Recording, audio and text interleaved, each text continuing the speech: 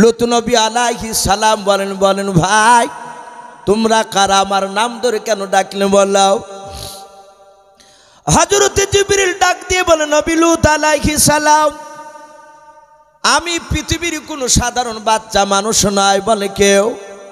বলে আমি সম্রাট জিবরিল আলাইহিস সালাম। বলুন সুবহানাল্লাহ। আর একজন ফেরেশতা বলেন আমি অমুক ফেরেশতাও। লূত নবী আলাইহিস সালাম বললেন ভাই তোমরা মানুষ রূপ ধরে কেন এসেছো? বলে নবী গাও আপনার এই বেঈমান উম্মতের উপর আল্লাহ নারাজ হয়ে গিয়েছে। ও নবী আর চিন্তা করবেন না, আল্লাহ বলেছেন যা জিবরিল আলাইহিস সালাম দুনিয়াতে চলে যা, লূত নবীর বাগানে চলে যাও।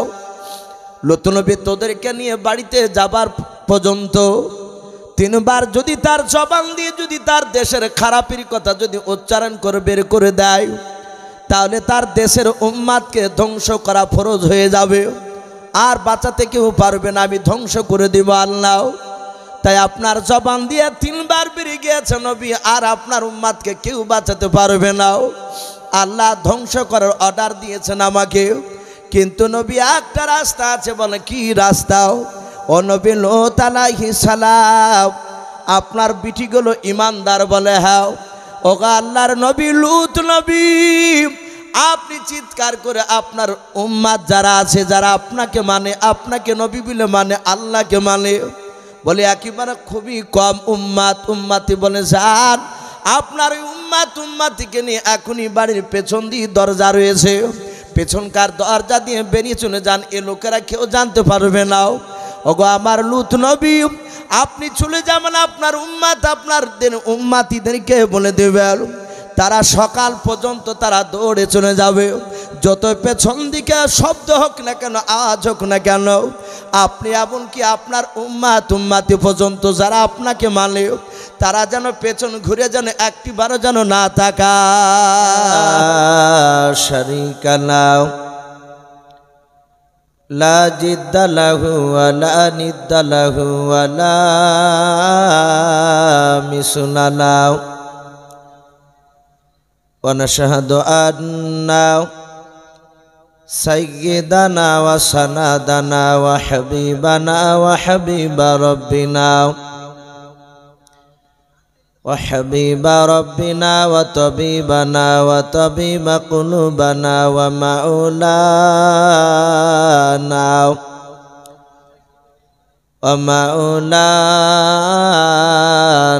محمدا عبده ورسوله.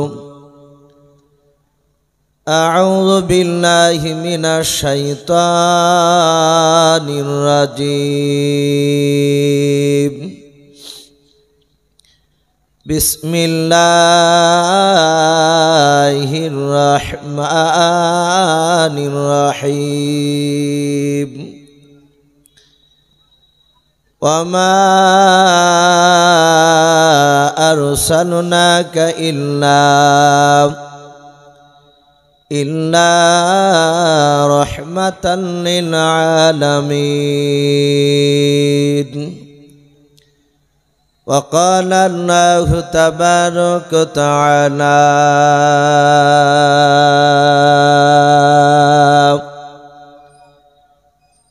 يا أيها الذين آمنوا وآمنوا. وقال الله تبارك وتعالى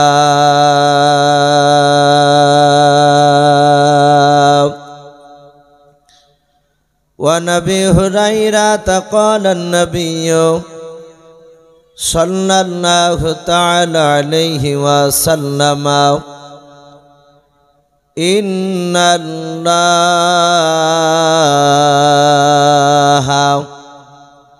لا ينظر إلى صوركم وأموالكم ولكن ينظر إلى قلوبكم وأعمالكم. متفق عليه أو كما قال عليه الصلاة والتسليم.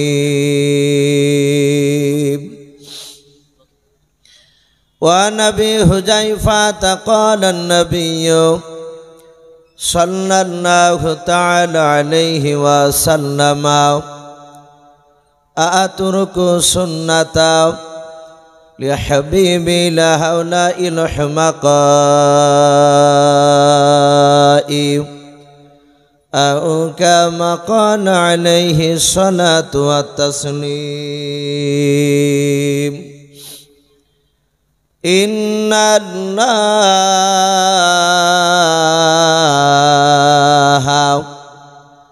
ওয়া মালাইকাতাহু ইউসাল্লুনা আলান নাবিয়্যি ইয়া আইয়ুহাল্লাযীনা আমানু সাল্লু আলাইহি ওয়া সাল্লিমু তাসলিমা। মহব্বত সবাই দুরূদ ইব্রাহিম পড়ুন। আল্লাহুম্মা সাল্লি আলা মুহাম্মাদি ওয়া আলা আলি মুহাম্মাদ কামা সাল্লাইতা আলা ইব্রাহিম ওয়া আলা আলি ইব্রাহিম ইন্নাকা হামিদুম মাজিদ। আল্লাহুম্মা বারিক আলা মুহাম্মাদি ওয়া আলা আলি মুহাম্মাদ কামা বারাকতা আলা ইব্রাহিম ওয়া আলা আলি ইব্রাহিম ইন্নাকা হামিদুম মাজিদ। সাল্লাল্লাহু তাআলা আলাইহি ওয়াসাল্লাম। কে আসলা বলে এই পৃথিবী হলো উজালা,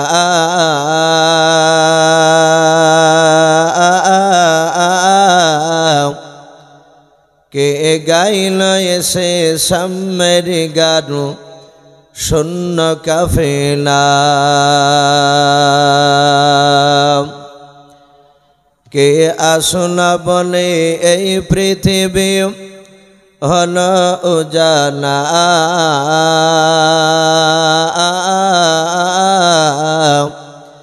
কে গাইল এসে সাম্যের গানু শূন্য কাফেলা।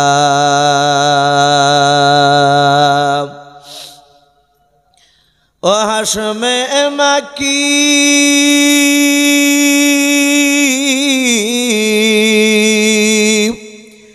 ও হাশমে মাকি মাদানি শাহে মদিনা,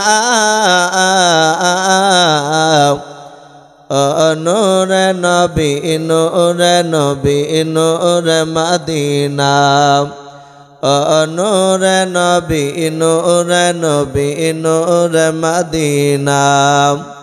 কে আসলা বলে এই পৃথিবী হলো উজালা,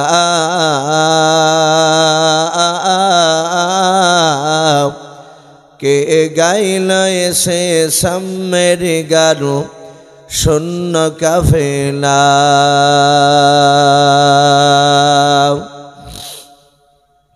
হযরতে উমর করতে কতল নবীর দারে যায়,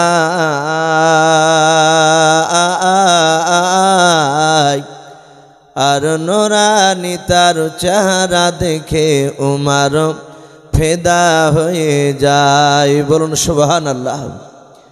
হযরতে উমর করতে কতল নবীর দারে যায়,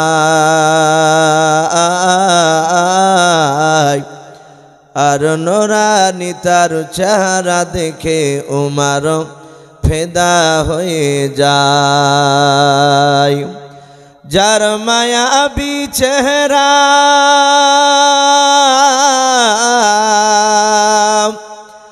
যার মায়াবী চেহারা দেখে উমর হয়ে যায় নবীর দিবানা, নূরে নবী নূরে নবী নূরে মদিনা, নূরে নবী নূরে নবী নূরে মদিনা। কে আসলা বলে এই পৃথিবী হলো জানা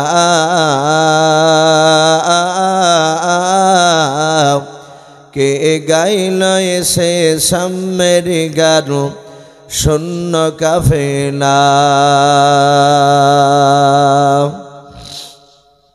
ভাই সবাই আমরা প্রাণ ভরে মহাব্বতে উচ্চ আওয়াজে আর একবার দুরূদ ইব্রাহিমটা পড়ে নি। আল্লাহুম্মা সাল্লি আলা মুহাম্মাদি ওয়া আলা আলি মুহাম্মাদ কামা সাল্লাইতা আলা ইব্রাহিম ওয়া আলা আলি ইব্রাহিম ইন্নাকা হামিদুম মাজিদ। আল্লাহুম্মা বারিক আলা মুহাম্মাদি ওয়া আলা আলি মুহাম্মাদ কামা বারাকতা আলা ইব্রাহিম ওয়া আলা আলি ইব্রাহিম ইন্নাকা হামিদুম মাজিদ। সাল্লাল্লাহু তাআলা আলাইহি ওয়াসাল্লাম। শ্রদ্ধেয় জনাব, আজকের জালসা নির্বাচিত মনোনীত যোগ্যতম সভাপতি মহাশয় ও সম্মানিত আমন্ত্রিত উলামায়ে কেরাম ও আমার সম্মুখের শ্রদ্ধেয় বাজ্যেষ্ঠ বাবা জীবনেরা, আমার সমবয়স্ক সমজস্ব যুবক ভাইয়েরা, পর্দার আড়ালের মা বোনেরা ও আমার সম্মুখের কচি কচি স্নেহের বাচ্চারা, সকলকে জানাই আমার বুক ভরা ভালোবাসা সালাম। আসসালামু আলাইকুম ওয়া রাহমাতুল্লাহি ওয়া বারাকাতুহু।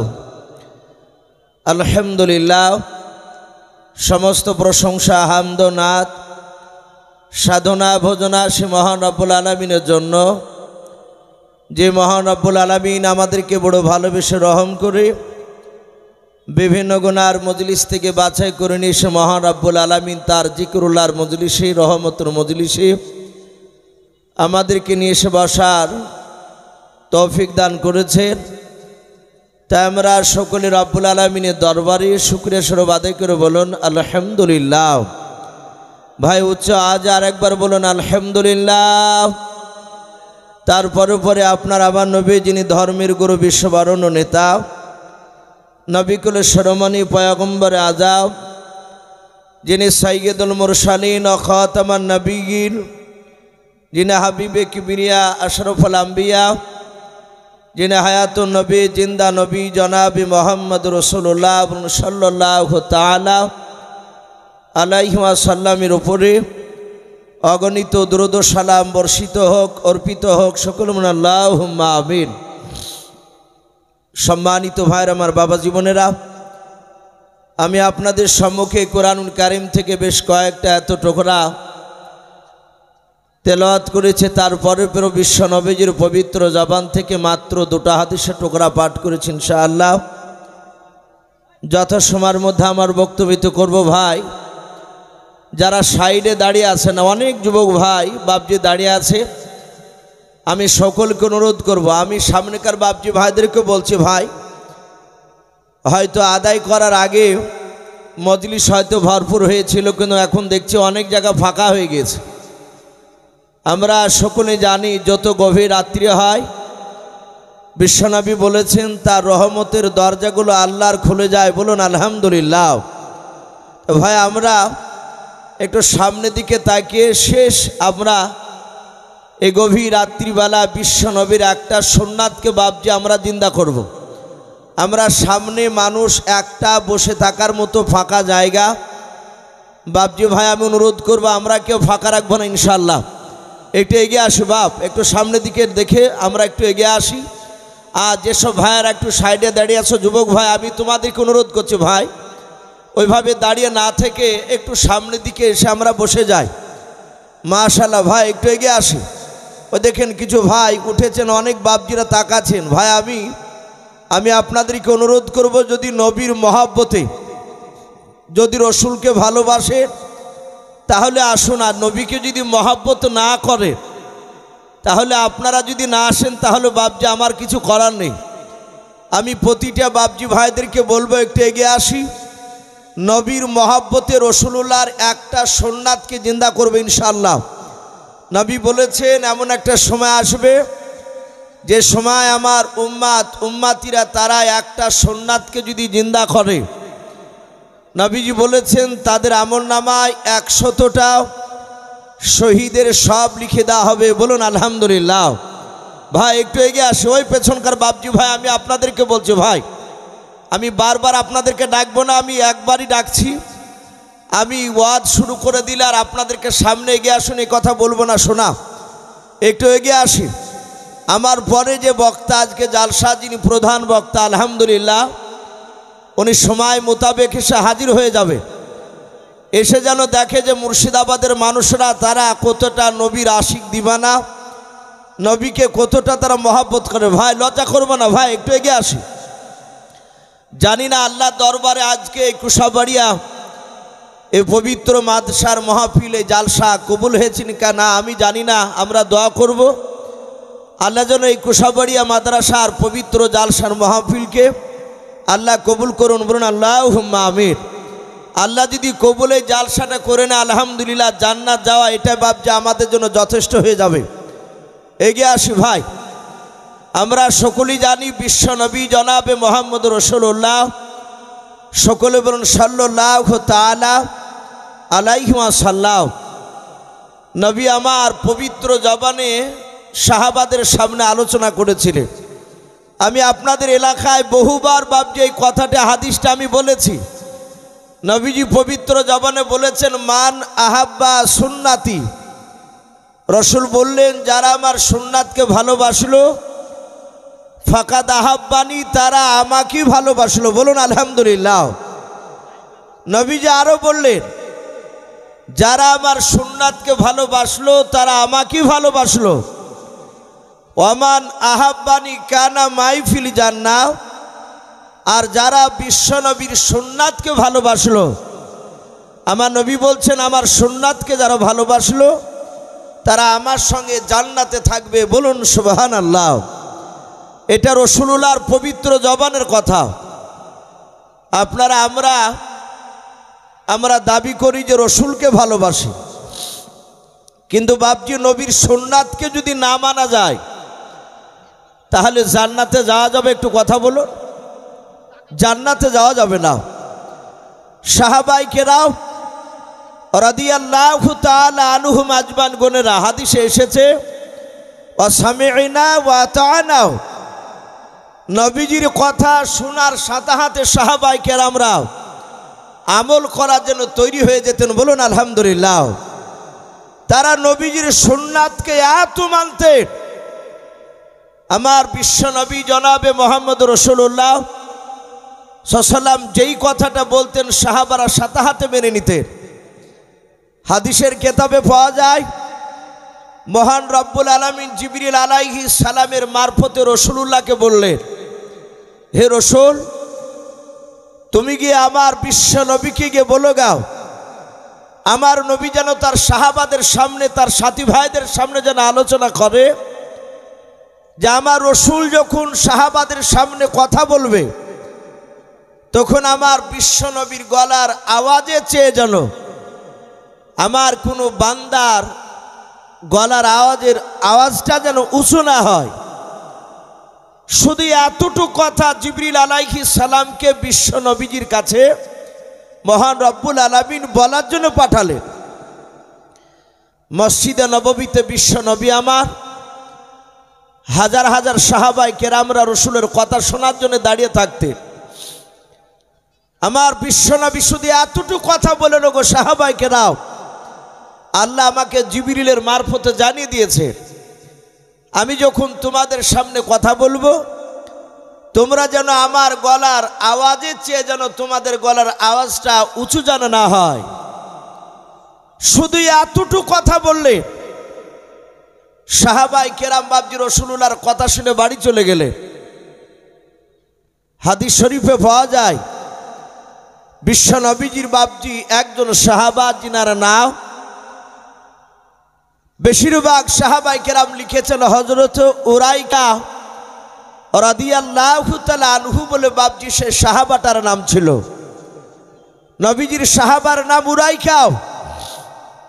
বিশ্ব নবী আমার মসজিদে নববীতে নামাজ পড়াতেন ইমাম হয়ে, সাহাবারা সকলেই রাসূলুল্লাহর পেছনে ইক্তাদা দিয়ে নামাজ পড়তেন। নবীজি নামাজ সালাম ফিরার পরে আমরা দেখতে পাই আমাদের ইমাম সাহেবদেরকে বাপজি বেশিরভাগ আহলে হাদিসও কার হানাফি বলেন না কেন, আপনার দেওবন্দি বলেন আর বেরিলি বলেন না কেন, আমরা দেখতে পাওয়া যায় 5 ওয়াক্ত নামাজের মধ্যে থেকে 2 ওয়াক্তের নামাজে ইমাম সাহেব সালাম ফিরার পর বেশিরভাগ ডান দিকে ঘুরে বসে। আসরের নামাজের পর আর ফজরের ফরজ নামাজের পর ঘুরে বসে না বাপ? প্রায় মসজিদে দেখবেন ইমাম সাহেব ডান দিকে বাপজি বাম দিকে সালাম ফিরার পরে বেশিরভাগ ইমামদেরকে দেখা যায় ডান দিকে ঘুরে বসে।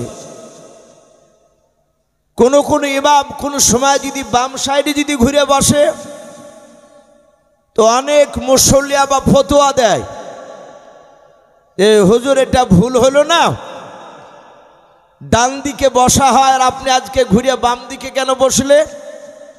আমরা হয়তো যারা জানি না তারা অনেক সময় হয়তো এটা ভুল মনে করি। আপনি ডান দিকে বাম দিকে যেদিকে ঘুরবেন অসুবিধা নেই, কিন্তু রাসূলুল্লাহ বেশিরভাগ ডান দিকে ঘুরতেন। আমার বিশ্বনবী ডান দিকে বাপজি ঘুরে নবী আমার 1 নয় 2 নয় পরপর লক্ষ্য করে দেখলে 3 দিন ধরে একজন সাহাবা আসে নাই, মসজিদে নামাজ পড়াই ছেড়ে দিয়েছে। আল্লাহ রসুল সালাম ফিরে মুনাজাত করে নবীজি বললেন, ওগো আমার সাহাবাইকে নাও, আমি দেখছি 3 দিন থেকে একজন সাহাবা যিনার নাম উরাইকা, ওই সাহাবাটা তো মসজিদে নামাজ পড়তে আসে নাই, উনি কি ইন্তেকাল করেছে? আর উনি ইন্তেকাল করলে তো আমি জানতে পারতাম, যেহেতু আমার পেছনই তারা নামাজ পড়ে। একজন সাহাবা আমার বিশ্ব নবীর কাছে দাঁড়িয়ে বলছেন, হুজুর বেয়াদবি হলে মাফ করবেন, আপনি যে সাহাবার নাম করলেন উনি বাড়িতে আছেন, উনি মরে নাই, উনি বেঁচে আছে। বলে উনি মসজিদে কেন নামাজ পড়তে আসে নাই? বলে আমি তা বলতে পারবো না, কিন্তু নবী আমি একটা জিনিস লক্ষ্য করে দেখেছি, হযরতে বেলাল যখন আজান দেয় হাইয়া আলাস সালাহ হাইয়া আলাল ফালাহ, আর ওই আওয়াজ শোনার পরে আমরা মসজিদে জামাত ধরার জন্য আমি বাড়ি থেকে বেরিয়ে আসতাম। ওগো রাসূল, এ আপনার মসজিদে নববীতে আসার পথে আমার বাড়ি থেকে বেরিয়ে উরাইকার বাড়ি রাস্তার ধারে, আমি উনার বাড়ির দরজায় সালাম দিতাম, দেওয়ার পর উনাকে ডাকতাম যে চলো ভাই মসজিদে নামাজ পড়ে আসি। উনি মসজিদে আমি যখন সালাম দিতাম উনি সালামের উত্তর দিয়ে দরজার কাছে এসে বলতেন, ভাই আপনি যান আমি যাব না। এই বুলি হযরত উরাইকার আমি চোখের দিকে লক্ষ্য করে দেখতাম, ওনার 2 চোখের কোনা দিয়ে গড়গড় করে পানি গড়তো। ওগো আল্লাহর রাসূল, উনি কেন কাঁদেন আর কেন আসেন না ওটা আমি জানি না, বলতে পারবো না। আমার বিশ্ব নবী জনাবে মোহাম্মদ রাসূলুল্লাহ সাল্লাল্লাহু তাআলা আলাইহি ওয়াসাল্লাম নবী আমার ওই সাহাবাকে ডাক দিয়ে বলুন, সাহাবা আমি রাসূলুল্লাহ পয়গম্বর, আমি তোমাকে হুকুম করলাম তুমি আমার মসজিদ নববী থেকে দৌড়ে সোজা উরাইকার বাড়িতে চলে যাও। হযরতে উরাইকার বাড়ির দরজায় সালাম দিয়ে উরাইকাকে ডাকবাও। উরাইকা বেরিয়ে আসলে তুমি উরাইকার সামনে বলবা, বিশ্বনবী জনাবে মোহাম্মদ রাসূলুল্লাহ সাল্লাল্লাহু তাআলা আলাইহি ওয়াসাল্লাম বিশ্বনবী তোমাকে ডাক দিয়েছে, এখনই তোমাকে নবীর দরবারে যাওয়া লাগবে। ওরে আমার সাহাবা,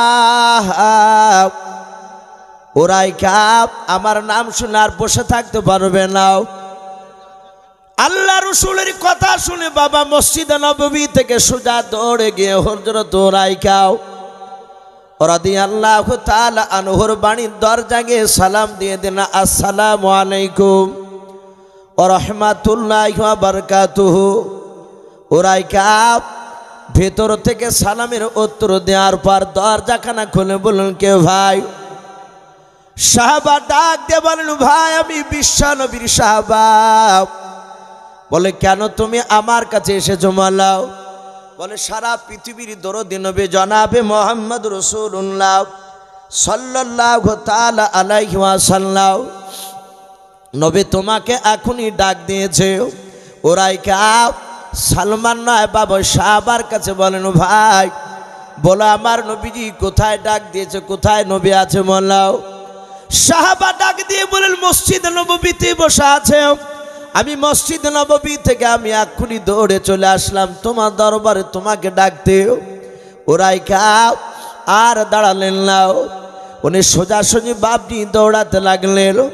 আল্লাহর নবী জনাবে মোহাম্মদ রাসূলুল্লাহ সাল্লাল্লাহু তাআলা আলাইহি ওয়াসাল্লামের মসজিদ নববীর দরজায় যাওয়ার পর আল্লাহর নবীজিকে আস্তে করে সালাম দিলেন, আসসালামু আলাইকা ইয়া রাসূলুল্লাহ ইয়া হাবিবাল্লাহ। আমার নবী সালামের উত্তর নিয়ে বলেন, ওরাইকা কেন তুমি আজ 3 দিন ধরে আমার মসজিদ নববীতে নামাজ কেন পড়তে আসো না? আল্লাহ রাসূল যখন এই কথাটা উরাইকাকে বললেন, হযরত উরাইকার 2 চোখের কোনা দিয়ে বাপ যে পানি গড়তে লাগলো, হামা করে তিনি কাঁদতে শুরু করলেন। আমার নবী বলেন, উরাইকা তুমি কান্না করো না, তাড়াতাড়ি বলো। উরাইকা আস্তে করে বলেন, নবী আজ 3 দিন আগে আপনি বলেছিলেন, ওগো সাহাবায়ে কেরাম শুনে নাও, আমার আল্লাহ জিবরিলের মারফতে আমাকে জানিয়ে দিয়েছে আমি নবী তোমাদের সামনে যখন কথা বলবো, ওরে সাহাবারা তোমরা আমার সামনে তোমরা এমনভাবে কথা বলবা যেন আমার গলার আওয়াজের চেয়ে তোমাদের গলার আওয়াজটাও উঁচু যেন না হয়ে যায়। ও নবী যেই কথাটা বলার পর নবী আপনার দরবারে আমি আসি নাই একটাই কারণে। বলে, কি কারণে বলাও? বলে, নবী গো আমার গলার আওয়াজটা হচ্ছে মোটাও। ও গো আল্লাহর নবী যে আমি চিন্তা করেছি নবী আপনার দরবারে কথা বলতে গিয়ে একটু যদি গলার আওয়াজটা আপনার গলার আওয়াজের চেয়ে যদি বেশি হয়ে যায়, কিয়ামতের ময়দানে উরাইকা সাহাবা আর জান্নাত যেতে পারবে না। জোরে বলুন সুবহানাল্লাহ। ওগো রাসূল আমি ওই ভয়ে আপনার দরবারে আমি আসি না, হয়তো নামাজ পড়তে এসে যদি একটু আওয়াজটা জোরে হয়ে যায়।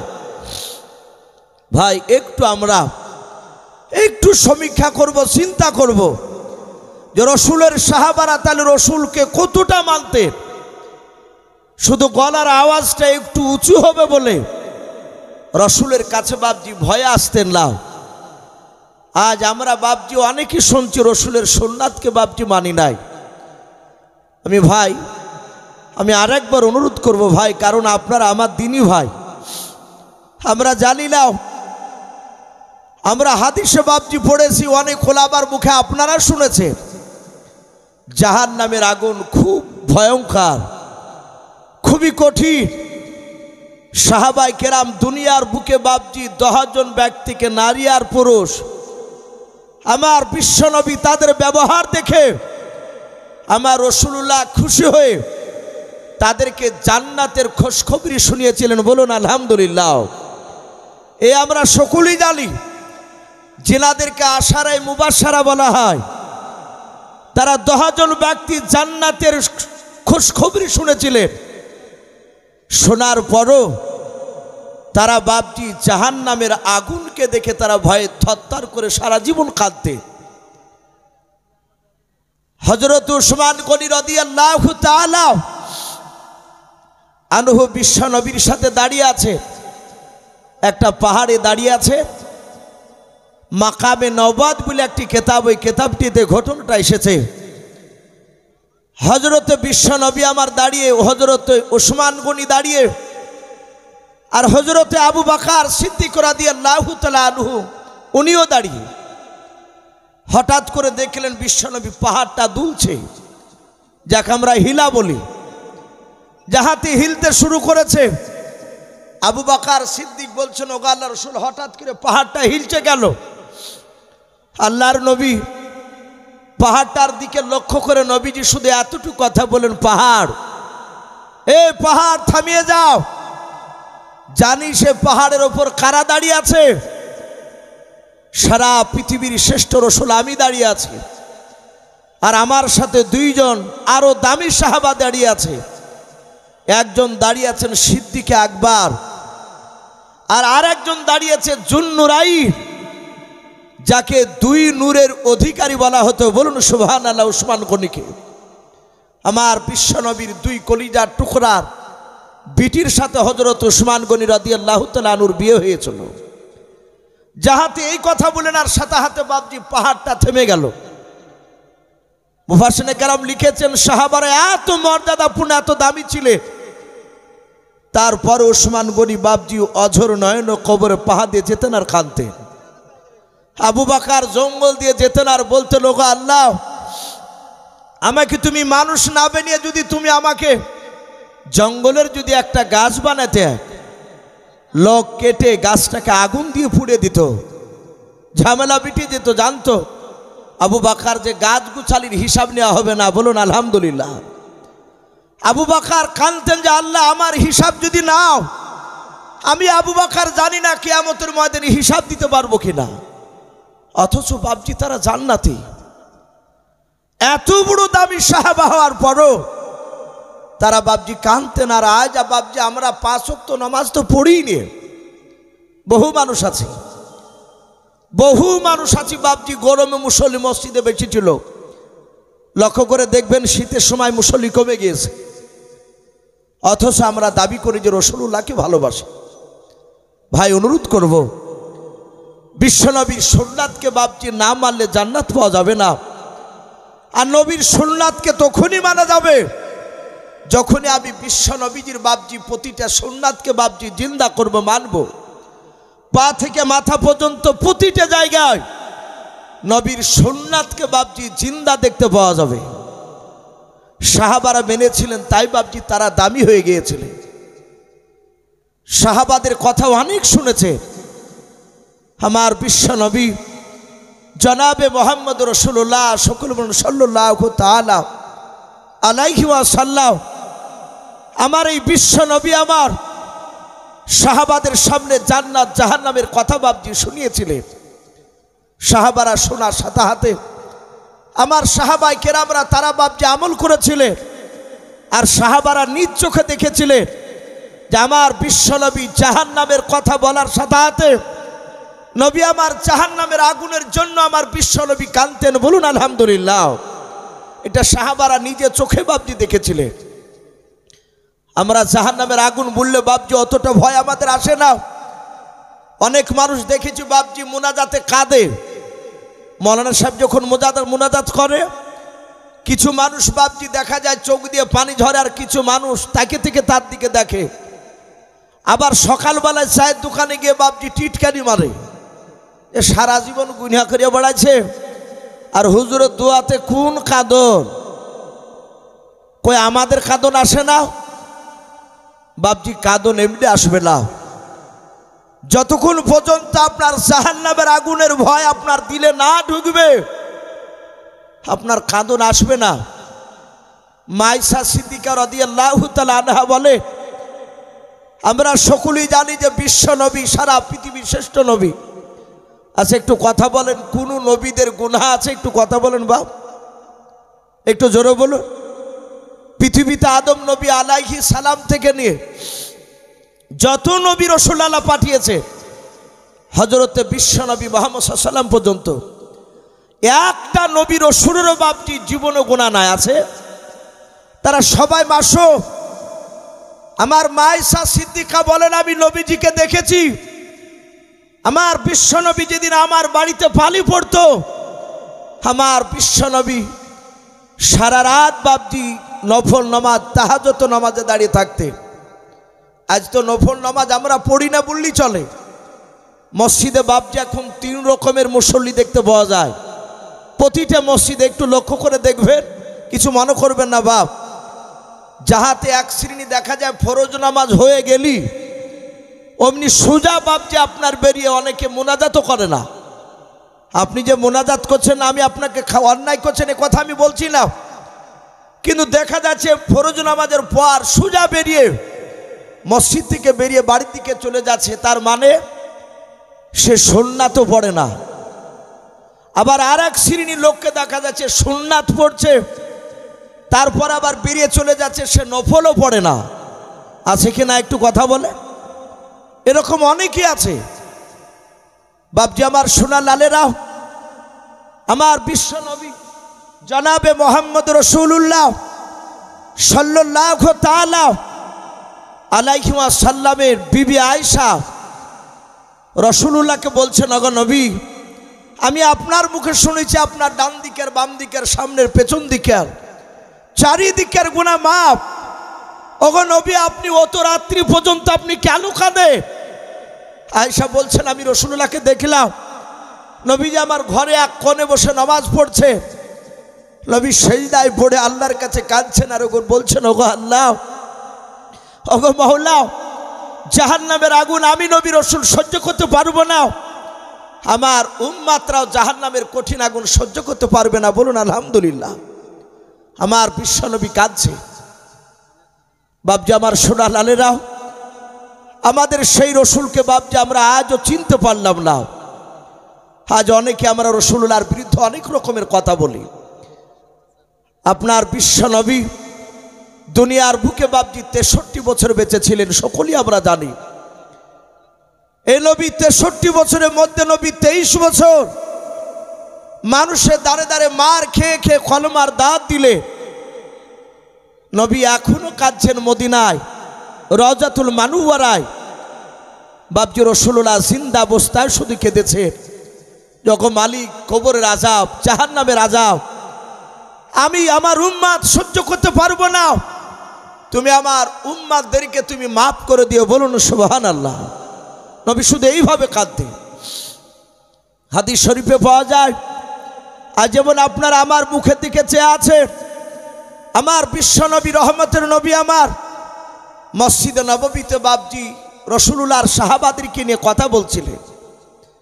আমার নবী সাহাবাদেরকে এত ভালোবাসতে, সাহাবা নবীদেরকে নবীকে ভালোবাসতে। আমার নবী সাহাবাদের দিকে কথা বলতে বলতে হঠাৎ করে বিশ্ব নবীর সাহাবারা বলে, আমরা দেখলাম দরদি নবী আমাদের দিকে আর তাকালেন না, উনি সাথে হাতে বাপজি আসমানের দিকে তাকাতে শুরু করলেন। আমার বিশ্ব নবী দরদি নবী আমার অনেকক্ষণ ধরে সাহাবা বলেন যে আমাদের দিকে তাকায় না, আসমানের দিকে তাকাচ্ছে রাসূল। সাহাবারা বলছেন আমরা আশ্চর্য হয়ে গেলাম, নবী অপর দিকে কেন তাকাচ্ছে? আমার বিশ্ব নবীর সাহাবারা বলেন, দেখলাম কিছুক্ষণ ধরে নবী তাকানোর পরে নবী যেন কার সঙ্গে যেন কথা বলছেন। বলুন আলহামদুলিল্লাহ। সাহাবারা বলেন আমরা কাউকে দেখতে পেলাম না, কিন্তু বিশ্ব নবী দরদি নবী আমার কার সাথে যে কথা বলছেন নবীর আওয়াজটা আমরা শুনছিলাম, কিন্তু নবী যার সাথে কথা বলছিলেন তার আওয়াজ আমরা শুনতে পাচ্ছিলাম না। কিতাবে এসেছে বাপজি বিশ্ব নবী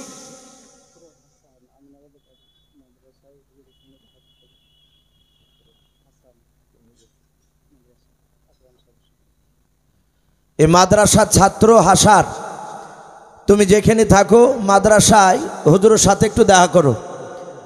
মাদ্রাসার ছাত্র হাসার, তুমি যেখানে থাকো তুমি তোমার মাদ্রাসার হুজুরের সাথে একটু দেখা করো। তো ভাই আমি বলছিলাম আল্লাহ রসুল বাপজি সাহাবারা বলেন যে রসুল যার সাথে কথা বলছিলেন ওই ব্যক্তিকে আমরা দেখতে পাচ্ছিলাম না, কিন্তু নবী যে কথাগুলো বলছিলেন সে কথাগুলো আমরা শুনতে পাচ্ছিলাম।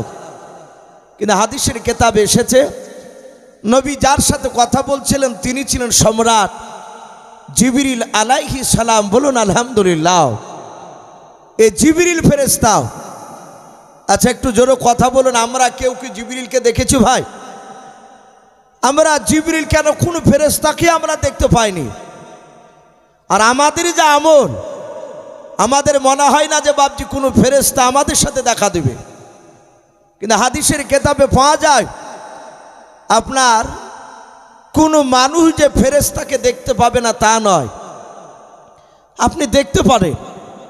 আল্লাহ রসুলের আপন চাচা একজন সাহাবা, যিনার নাম কেতাবে এসেছে হযরত আব্বাস রাদিয়াল্লাহু তাআলা আনহু বলে নাও। আল্লাহ রসুলকে হঠাৎ করে একদিন বলেন, ওগো আল্লাহ নবী, আপনার কাছে যে সম্রাট জিবরিল আলাইহিস সালাম আসে, ওই ফেরেশতাকে আমি একবার সুচক্ষে আমি দেখতে চাই। আল্লাহর নবী বললেন, ওগো চাচা, আমি জিবরিলকে দেখতে পাই, আপনি জিবরিলকে দেখতে পাবেন না, কিন্তু হযরতে জিবরিল আলাইহিস সালাম কে তুমি দেখতে পাবে না। আব্বাস বারবার বলেন, ওগো আল্লাহ রসুল, তুমি যদি চেষ্টা করো তো তুমি ফেরেশতা জিবরিলকে আমাকে দেখাতে পারবে, আমি একবার দেখতে চাই। রসুল বলেন, চাচা দেখবেন? বলে হ্যাঁ।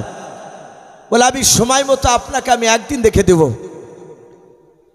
আমার বিশ্ব নবীজির চাচা আব্বাস রাদিয়াল্লাহু তাআলা আনহু বলেন, আমি মসজিদে নববীর বারান্দায় বসেছিলাম। আল্লাহর নবীজি ওযু বানাচ্ছিলেন। নবীজির ওযু বানানোখানা আমি দাঁড়িয়ে দাঁড়িয়ে দেখছিলাম। নবীজির ওযুখানা হয়ে গেল। ওই সময় বিশ্ব নবী দরদি নবী আমার দাঁড়িয়ে আছেন। হযরত জিবরিল আলাইহিস সালাম নবীজিকে সালাম দিলেন, আসসালামু আলাইকা ইয়া রাসূলুল্লাহ। নবী আমার সালামের উত্তর দিয়ে বলেন, জিবরিল ভাই, কি ব্যাপার, তুমি আমার কাছে কেন এসেছো বলো? জিবরিল বলেন, নবীজি, আমি আপনার সাথে দেখা করতে এসেছি, আপনার সাথে আমার কথা আছে। আল্লাহর নবী বলেন, জিবরিল ভাই, তুমি এখানে একটু দাঁড়িয়ে যাও। এখানে আমার মসজিদে নববীর বারান্দায় আমার আপন চাচা আব্বাস রাদিয়াল্লাহু তাআলা আনহু দাঁড়িয়ে আছেন। ওরে জিবরিল ভাই, আমার চাচা কয়েকদিন হয়ে গেল তোমার বাহ্যিক চেহারাখানা, তোমার চেহারাখানা দেখার জন্য আমার কাছে আবদার করেছে। ভাই জিবরিল, তুমি দাঁড়িয়ে যাও, তোমার অরিজিনাল সুরাতটা চেহারাখানা তুমি একবার দেখাও। আল্লাহর নবী বললেন, ওগো আমার চাচা, আপনি ফেরেশতা জিবরিলকে দেখবো বলছিলেন? বলে হ্যাঁ। বলে দেখলেন? ওই দেখুন, আপনি তাকে দেখুন, জিবরিল আলাইহিস সালাম দাঁড়িয়ে আছে। হযরত আব্বাস বলেন, আমি বিশ্ব নবীর কথা শোনার পর আমি জিবরিলের দিকে একটিবার তাকালাম। শুধু আমি জিবরিলের পায়ের দিকে লক্ষ্য করলাম, আর সাথে হাতে জিবরিল নাই।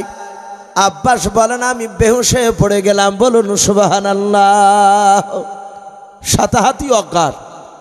বিশ্বনবী আমার পবিত্র বরকতময় হাত দিয়ে পানি ছিটা মারলেন আব্বাসের চেহারা। হুশ ফিরল। জ্ঞান ফেরার পর নবী বললেন, ওগো আমার চাচা, তুমি জিবরিলকে দেখলেও? বলে হুজুর, আমি তার পুরা চেহারাখানা দেখি নাই, শুধু তার পায়ের দিকে নজর করেছে, আর আমি বেহুশে পড়ে গিয়েছিলাম। সম্মানিত ভাইরা আমার, বাবা জীবনেরা, আব্বাস রাদিয়াল্লাহু তাআলা আনহু তিনি ফেরেশতাকে দেখেছে। কিন্তু আমি আপনাদের এলাকাতেও হয়তো বলেছি, অনেকে হয়তো আপনারা জানেন না যে জিবরিল কত বড় ফেরেশতা।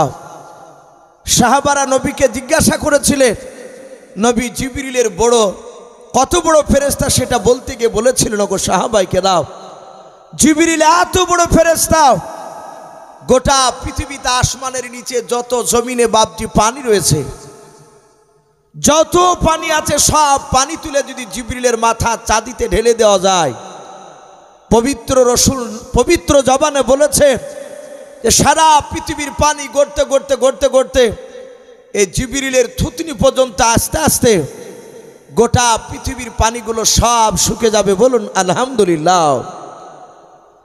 তাহলে জিবরিল কত বড় ফেরেশতা। সম্মানিত ভাইরা আমার, বাবা জীবনেরা, এখান থেকে বাপজি মুফাসসিরিনে কেরাম লিখেছে যে ফেরেশতাকে যে মানুষরা দেখতে পাবে না তা নয়, সেই রকম যদি দামি যদি আপনার উম্মাত হতে পারা যায়, এখনো যদি সেই রকম আমল যদি হয় আমাদের মধ্য বাপজি ফেরেশতার মধ্যে দেখা হতে পারে। বলুন আলহামদুলিল্লাহ।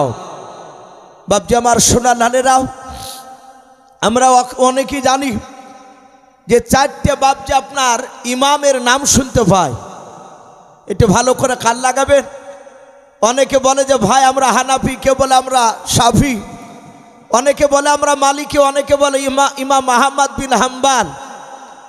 এই চারটে ইমামের নাম বলে না ভাই? এই চার ইমামের মধ্যে বাপজি একটি কিতাবে ঘটনা এসেছে, ইমাম আহমদ বিন হাম্বল রহমাতুল্লাহ আলাইহ কিতাবে লিখেছে চারটে ইমামই বাপজি বিখ্যাত, তারা আল্লাহর ওলি ছিলেন, তারা সেই জামানার মুজতাহিদ ব্যক্তি ছিলেন, মুজাদ্দিদ ছিলেন, তারা এত বড় বড় বাপজি, তারা পণ্ডিত আমলিয়াত লোক ছিলেন। তো ইমাম আহমদ বিন হাম্বলের জীবনীতে এসেছে উনিও বাপজি ফেরেশতাকে বাপজি নিজ চোখে দেখে তিনি সালাম দিয়েছিলেন। বলুন আলহামদুলিল্লাহ। ইমাম আহমদ বিন হাম্বল কত বড় দামি আল্লাহওয়ালা ছিলেন, উনি এত বড় বুজুর্গ, ওনার জীবনেতে বাপজি বহু ঘটনা এসেছে, তার মধ্যে একটা ঘটনা তুলে ধরেছেন।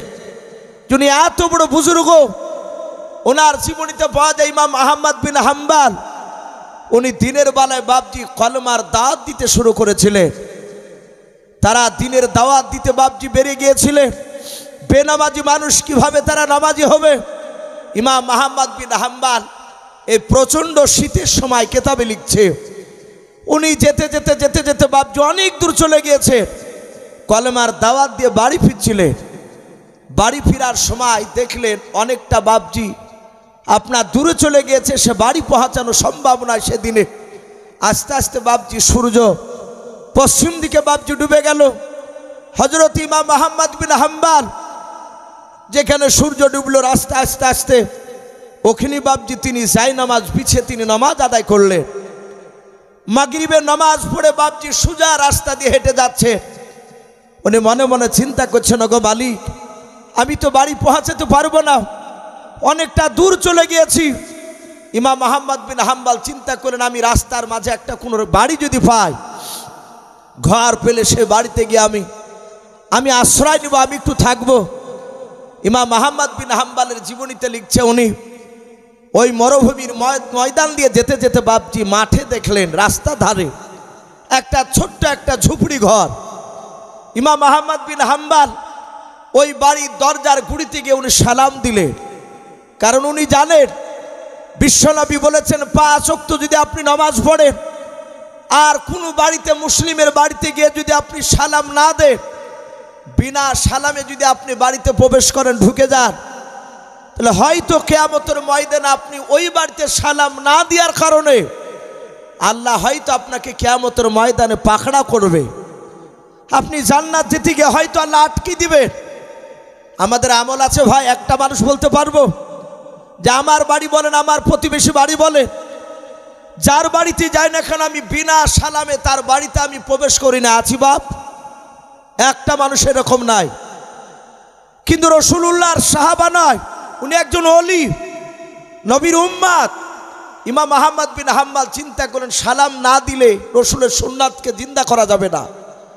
উনি ওই বাড়ির দরজার গুড়িতে এসে সালাম দিলেন, আসসালামু আলাইকুম ওয়া রাহমাতুল্লাহি ওয়া বারাকাতুহু। যাহাতে সালাম দিলেন, বাড়ির ভিতর থেকে দেখছে একটা যুবক ছেলে। যুবকটার কিতাবে লিখেছে তার মুখে দাড়ি ছিল। সে যুবক ছেলেটা বাড়ির ভিতর থেকে বাপজি সালামের উত্তর দিয়ে বেরিয়ে এসে বললেন, চাচাজি কি ব্যাপার? ইমাম আহমদ বিন হাম্বল তিনি ডাক দিয়ে বললেন, বাবা কিছু যদি মনে না করো, তোমার বাড়িতে আজকে রাত্রিটা আমাকে থাকতে দিবা? যদি থাকতে দাও আমি থাকার অনুমতি চাইছি, কারণ আমি শীত বস্ত্র নিয়ে আসি না, অনেক দূরে বাড়ি, আমার কলমার দাওয়াত দিতে দিতে আমার রাত্রি লেগে গিয়েছে, আমি তোমার এই বাড়িখানে আমি রাত্রিবেলায় থাকতে চাই। যুবক ছেলেটা বলল, চাচা অসুবিধা নাই, আপনি আসুন, অসুবিধা নাই, আপনি আসুন, আমি একা আছি। কিন্তু কিতাবে লিখেছে ওই যুবক ছেলেটার ঘরটা ছিল সেটা হোটেল ঘর। যুবক ছেলেটা বলল, চাচা আপনি ওখানে বসুন, আরাম করবেন, আমি আপনাকে অনুমতি দিলাম। বৃদ্ধ সেই আহমদ বিন হাম্বল সাদাসিধে, তিনি এত বড় বুজুর্গ, উনি ডাক দিয়ে বললেন, বাবা আমি এশার নামাজ পড়বে, এশার টাইম হয়ে গেছে। যুবক ছেলেটাকে বলল, বাবা একটু পানির ব্যবস্থা পাওয়া যাবে? বলে অসুবিধা নয়, পানি দিচ্ছি আপনাকে। যুবক ছেলেটা বলল, চাচাজি আমিও তো নামাজ পড়বো। বলে বাবা তুমিও নামাজ পড়বে? বলে হ্যাঁ। বলে আমিও ছোট থেকে নামাজ পড়ি। যুবক ছেলেটা ওযু বানালো, বৃদ্ধ লোকটা ওযু বানালেন, দুজনায় নামাজ পড়লেন। যুবক ছেলেটা বললেন, চাচা ওইখানে আপনি আরাম করুন। চাচা আমার আরাম করলে চলবে না, এটা হোটেল ঘর, আমি গরিব মানুষ, আমি সারা রাত রুটি তৈরি করি। সারা রাত রুটি তৈরি করার পর ওই রুটিগুলোকে আমি সারা দিন বিক্রি করি। চাচা যে আমি চুলাতে আগুন দিয়ে ওই দেখেন তাওয়াটা চাপি দিয়ে আমি আটা পানি দিয়ে আমি সানিয়ে খমির করে আমি রুটি তৈরি করবো, চাচা আপনি আরাম করে। বৃদ্ধ লোকটা বললে অসুবিধা নাই বাবা। যুবক ছেলেটা বাপজি আটা সালতে শুরু করলো, তাওয়া চাপি দিয়ে তলে আগুন ধরে দিল। ইমাম আহমদ বিন হাম্বল ডাক দিয়ে বলছে, বাবা কিছু যদি মনে না করো, আমার শরীরে এমন কোনো পোশাক বেশি নাই যা থেকে ঠান্ডা আমাকে লাগবে না। ওকে বাবা পাতলা জামা আছে আমার শরীরে, যদি তুমি কিছু মনে না করো, যদি অনুমতি দাও, তোমার চুলহাতে যে আগুন জ্বালিয়েছো ওই আগুনের তাপ একটু আমি খেতে চাই। বলুন আলহামদুলিল্লাহ। তাকওয়া দেখুন পরহেজগার কাকে বলে। আজ আমরা অনেক লোক আছি, ফজর নামাজ পড়তে যাচ্ছি বাড়ি থেকে বাপজি 1/2 কিলোমিটার দূর। এখন তো আর বেশিরভাগ দূরে মসজিদ নাই। দূরে মসজিদ হলে ঝামেলা টামেলা করে বাপজি কাছে মসজিদ তৈরি করার ব্যবস্থা করছে মানুষ, যে কোনো বাহানায়। তো মসজিদে নামাজ পড়তে যাওয়ার সময় দেখা যাচ্ছে নারকেল গাছ ওই 20 হাত দূরে, আর ওই গাছের নারকেল শুকনিয়া নারকেল বাপজি পড়িয়েছে, পড়ে 20 হাত দূরে বাপজি পড়ে আছে। আর মুসল্লি যাচ্ছে নামাজ পড়তে, দেখছে 2টা নারকেল কুড়িয়ে নিয়ে গিয়ে বাড়িতে রেখে দিয়ে আসলো। ওই নারকেল দিয়ে বাপজি আপনার পিঠা তৈরি করে, অনেক সময় এরকমও শোনা যাচ্ছে ওই নারকেল দিয়ে আবার রোজার ইফতারি পর্যন্ত করছে। বলছে হুজুর ওই ইফতারিতে কি রোজা হবে? আমরা কি চিন্তা করেছি তাকওয়ায়? অথচ কি বলবো ভাই, আমি তো পারিনি, পড়েছিল তাই কুড়ে খেয়েছি। তাকওয়া বলছে খাওয়া যাবে না, কারণ ওই নারকেল গাছের মালিক তো আপনি আমি নয়, যে মালিক তার কাছ থেকে অনুমতি চাওয়া লাগবে। আপনারা শুনেছেন আব্দুল কাদের জিলানী রহমাতুল্লাহ আলাইহি নাম শুনেন নাই? বিখ্যাত বুজুর্গ আল্লাহওয়ালা। ওনার আব্বার নাম মুসা সলে জঙ্গি রহমাতুল্লাহ আলাইহি। ওনার জীবনীতে এসেছে উনি নদীর ধার দিয়ে যাচ্ছিলেন, একটা আঙ্গুরের থোকা উনি পানি থেকে তুলে খেয়ে নিয়েছিলেন। উনি ক্ষুধার্ত অবস্থায় ছিলেন, যাহাতে আঙ্গুরটা খালেন, আর সাথে হাতে আবু মুসা সলে জঙ্গি রহমাতুল্লাহ আলাইহি তার তাকওয়ায় বাপজি ধাক্কা দিতে শুরু করেছে। সাথে হাতে চিন্তা করলেন এই ফলটা খাওয়া আমার উচিত হয় নাই, কারণ নদীর ধার দিয়ে যখন এই ফলটা ভেসে এসেছে নিশ্চয় বাগানটা নদীর ধারে কোথাও আছে, আর ওই আঙ্গুর ফলের বাগানের মালিকের কাছ থেকে তো আমি আঙ্গুরের থোকা খাই নাই। বলুন সুবহানাল্লাহ। ইমানদার এমনি হওয়া যায় না। সঙ্গে সঙ্গে বাপজি ইমাম আহমদ বিন হাম্বল উনি যুবকটাকে বলল, বাবা কিছু যদি মনে না করে তোমার চুলার আগুনের তাপ একটু আমাকে খেতে দাও। বলে চাচা অসুবিধা নাই, আপনি খান, আমি আপনাকে বাধা দিব না। আপনি যদি আমার চুলার পাশে যদি বসে আগুনের তাপ খান তাহলে আমার ঘুমটা আসবে না, আমার রুটি তৈরি করতে ভালো হবে। বলে তাই বাবা? বলে হ্যাঁ। ইমাম আহমদ বিন হাম্বল বলেন, আমি তার চুলার গুড়িতে বসে বসে আমি সুবহানাল্লাহি বিহামদিহি সুবহানাল্লাহিল আযীম এ তসবিহ আমি পড়তে শুরু করলাম। কিন্তু ইমাম আহমদ বিন হাম্বল উনি বলেন, আমি দেখলাম ওই যুবক ছেলেটাকে, যে যুবক ছেলেটা রুটি তৈরি করছিল, উনি বলেন আমি দেখলাম যুবক ছেলেটা রুটিটা তৈরি করে ওই তাওয়ার ওপরে যখনই রুটিটা চাপাচ্ছে সাথে হাতে যুবক ছেলেটা আস্ত করে আওয়াজ দিয়ে বলছেন সুবহানাল্লাহ। আবার ইমাম আহমদ বিন হাম্বল বলেন, আমি দেখলাম রুটিটা যখন উল্টাছে তখনও যুবক ছেলেটা বলছে আলহামদুলিল্লাহ। বলুন সুবহানাল্লাহ।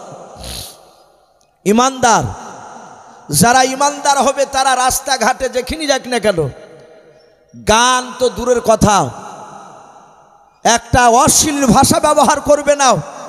গনুগুনু করে সবসময় হয় কোরআনের আয়াত নাহারের জিকিরুল্লাহ, আল্লাহর জিকির করবে। বলুন আলহামদুলিল্লাহ। কি ভাই করবে না যারা ইমানদার? ইমাম আহমদ বিন হাম্বল রাহমাতুল্লাহ আলাইহি উনি এক নাই দুই নাই বাবা ঘন্টা 3 থেকে বাবা 4 ঘন্টাও মতো উনি ওই চুলার পাশে দাঁড়িয়ে দাঁড়িয়ে না বসে তিনি তসবিহ করেছিলেন। আর ওই যুবক ছেলেটার বাপজি মুখের দিকে লক্ষ্য করে দেখলেন বাবা যতবারই বাপজি আপনার রুটিটা উল্টায় ততবারই আলহামদুলিল্লাহ পড়ে, আর যখন রুটিটা তাওতে দেয় তখন সুবহানাল্লাহ পড়ে। বৃদ্ধ লোকটা এই যুবকটার বাপজি আমল দেখে আর থাকতে পারলো না, ডাক দিয়ে বলেছিল বাবা আমি ঘন্টা 4 থেকে আমি তোমাকে লক্ষ্য করে দেখলাম, তুমি গনগন করে তুমি আল্লাহর জিকির করেছো, তসবিহ পাঠ করেছো। ওরে বাবা আমার মনে হয় তোমার আব্বা মা ইমানদার ছিল, আল্লাহওয়ালা ছিল। যুবক ছেলেটাকে বলেছিল বাবা তুমি কতদিন ধরে নামাজ পড়ছো? বলে চাচাও আমি আপনাকে চিনি না, আমি ছোট্ট থেকে আমি নামাজ পড়ি, আমার আব্বা মা নামাজ পড়তে বলেছিলেন তাই নামাজ পড়ি। ডাক দিয়ে বলেছিল বাবা তোমার আব্বা মা বেঁচে আছে কি এখনো? বলে না চাচা আমার আব্বা মা কেউ বেঁচে নয়, আমার আব্বা 1 বছর হলে ইন্তেকাল করেছে। ওগো আমার চাচা আমার মা আজ 3 মাস হলো দুনিয়ার বুক থেকে বিদায় নিয়ে চলে গেছে, কেউ বেঁচে নাই। ইমাম আহমদ বিন হাম্বল রহমাতুল্লাহ আলাইহি ডাক দিয়ে বলেছিলেন বাবা তোমার আব্বা মাকে তোমার মৃত্যুর আগে তোমাকে কোনো কি ওসিয়ত করে গিয়েছো মালাও? তোমাকে কি কোনো ভালো কাজ কথা বলে গিয়েছো মালাও? ওই যুবক ছেলেটা ডাক দিয়ে বলেছিল চাচা আমার মা ইন্তেকাল করার আগে আমার জন্য একটা নেই 2টা নয়, আমার মা আমার জন্য 50টা দোয়া করে গিয়েছে, বলুন সুবহানাল্লাহ। ডাক দিয়ে বলেছিল বাবা 50টা দোয়া করেছিল? বলে হ্যাঁ। ওই 50টা দোয়াকে তোমার মার কবুল হয়েছে একটুখানি বলো। ওই যুবক ছেলেটা ডাক দিয়ে বলেছিল চাচা 50টা দোয়ার মধ্যে আমার মার 49টা দোয়া কবুল হয়ে গিয়েছে গো চাচা, আমি সচক্ষে দেখতে পেয়েছি, মাত্র একটা দোয়া এখনো কবুল হয় না, মাত্র একটা দোয়াই বাকি আছে। বৃদ্ধ লোকটা বলেছিল বাবা কোন দোয়াটা বাকি আছে একটুখানি বলো। ডাক দিয়ে বলেছিল চাচা আমার মা ইন্তেকাল করার আগে বিছানায় যখন মৃত্যু সজ্জায় ছটফট করেছিল, আমার মা বিছানায় পড়ে থাকা অবস্থায় সেই সময় আমি বাজারে লোকেদের মুখে আমি শুনেছিলাম, বাজারে বহু মানুষ বলাবলি করেছিল গোটা পৃথিবীর মধ্যে সবচেয়ে বড় আলেম, ওই আলেমটার নাম ছিল ইমাম আহমদ বিন হাম্বল। ওগো চাচা লোকেরা সবাই বলাবলি করেছিল গোটা পৃথিবী বিখ্যাত আলেম, ওই আলেমটার কথা শুনে আমি আমার মার সামনে বলেছিলাম, এখানে অনেক বাপজি ভাই রয়েছে, গোটা পৃথিবী বিখ্যাত যিনি এখন একজন আলেম মুফতি সাহেব, আমরা হয়তো অনেকে বাপজি জানি না, প্রায় উলামারা বাপজি জানে। সে আলেমটার নাম বলা হয়েছে তাকি উসমানী সাহেব দাজিলুল আলী, পাকিস্তানের বিখ্যাত মুফতি সাহেব, এত বড় পণ্ডিত আলেম, প্রায় বাপজি মাদ্রাসায় যারা বড় বড় পণ্ডিত আলেম তারা ওনার কথা বাপজি আলোচনা করে। তো ওই যুবকটা বলেছিল ওগো চাচা আমিও বাজার করতে গিয়ে দেখলাম মানুষেরা বলাবলি করছিল যে সবচেয়ে বড় একজন বিখ্যাত আলেম এই জামানার, তিনার নাম হচ্ছে ইমাম আহমদ বিন হাম্বল। ওই লোকটার সাথে আমি দেখা করেছি, কেউ কেউ বলছে। তা আমি আমার মাকে এসে বলেছিলাম মা আমারও বড় মনের তামান্না ইচ্ছা ওই বিখ্যাত পৃথিবী বিখ্যাত আলেমটাকে আমি একবার তার সাথে দেখা করে আমি তার সাথে কথা বলতে চাই, আমি তাকে মুসাফা করব, মা তুমি একটু দোয়া করো। সাথে হাতে আমার মা বিছনায় পড়ে আমার মাথা হাত দিয়ে 50 নম্বর দোয়া করেছিল, ওরে বেটা আমি তোর জুলুম দুঃখিনী মা, আমি তোর মাথা হাত দিয়ে দোয়া করে দিলাম, আল্লাহ রাব্বুল আলামিন ওই আলেমটার চেহারা না দেখে আল্লাহ যেন তোর মৌত যেন না দেয়, বলুন আল্লাহুম্মা আমিন। ওগো চাচা আমার মা আমাকে এই দোয়াটা করেছিল 50 নম্বর দোয়া, এটা লাস্ট দোয়া, কিন্তু 49টা দোয়া কবুল হয়েছে। ওই পৃথিবী বিখ্যাত সেই আলেমটার সাথে আজ পর্যন্ত আমার দেখা হয়নি। ওই আলেমটা দেখা হলে আমার 50 নাম্বার আমার মার দোয়াটা কবুল হয়ে যাবে।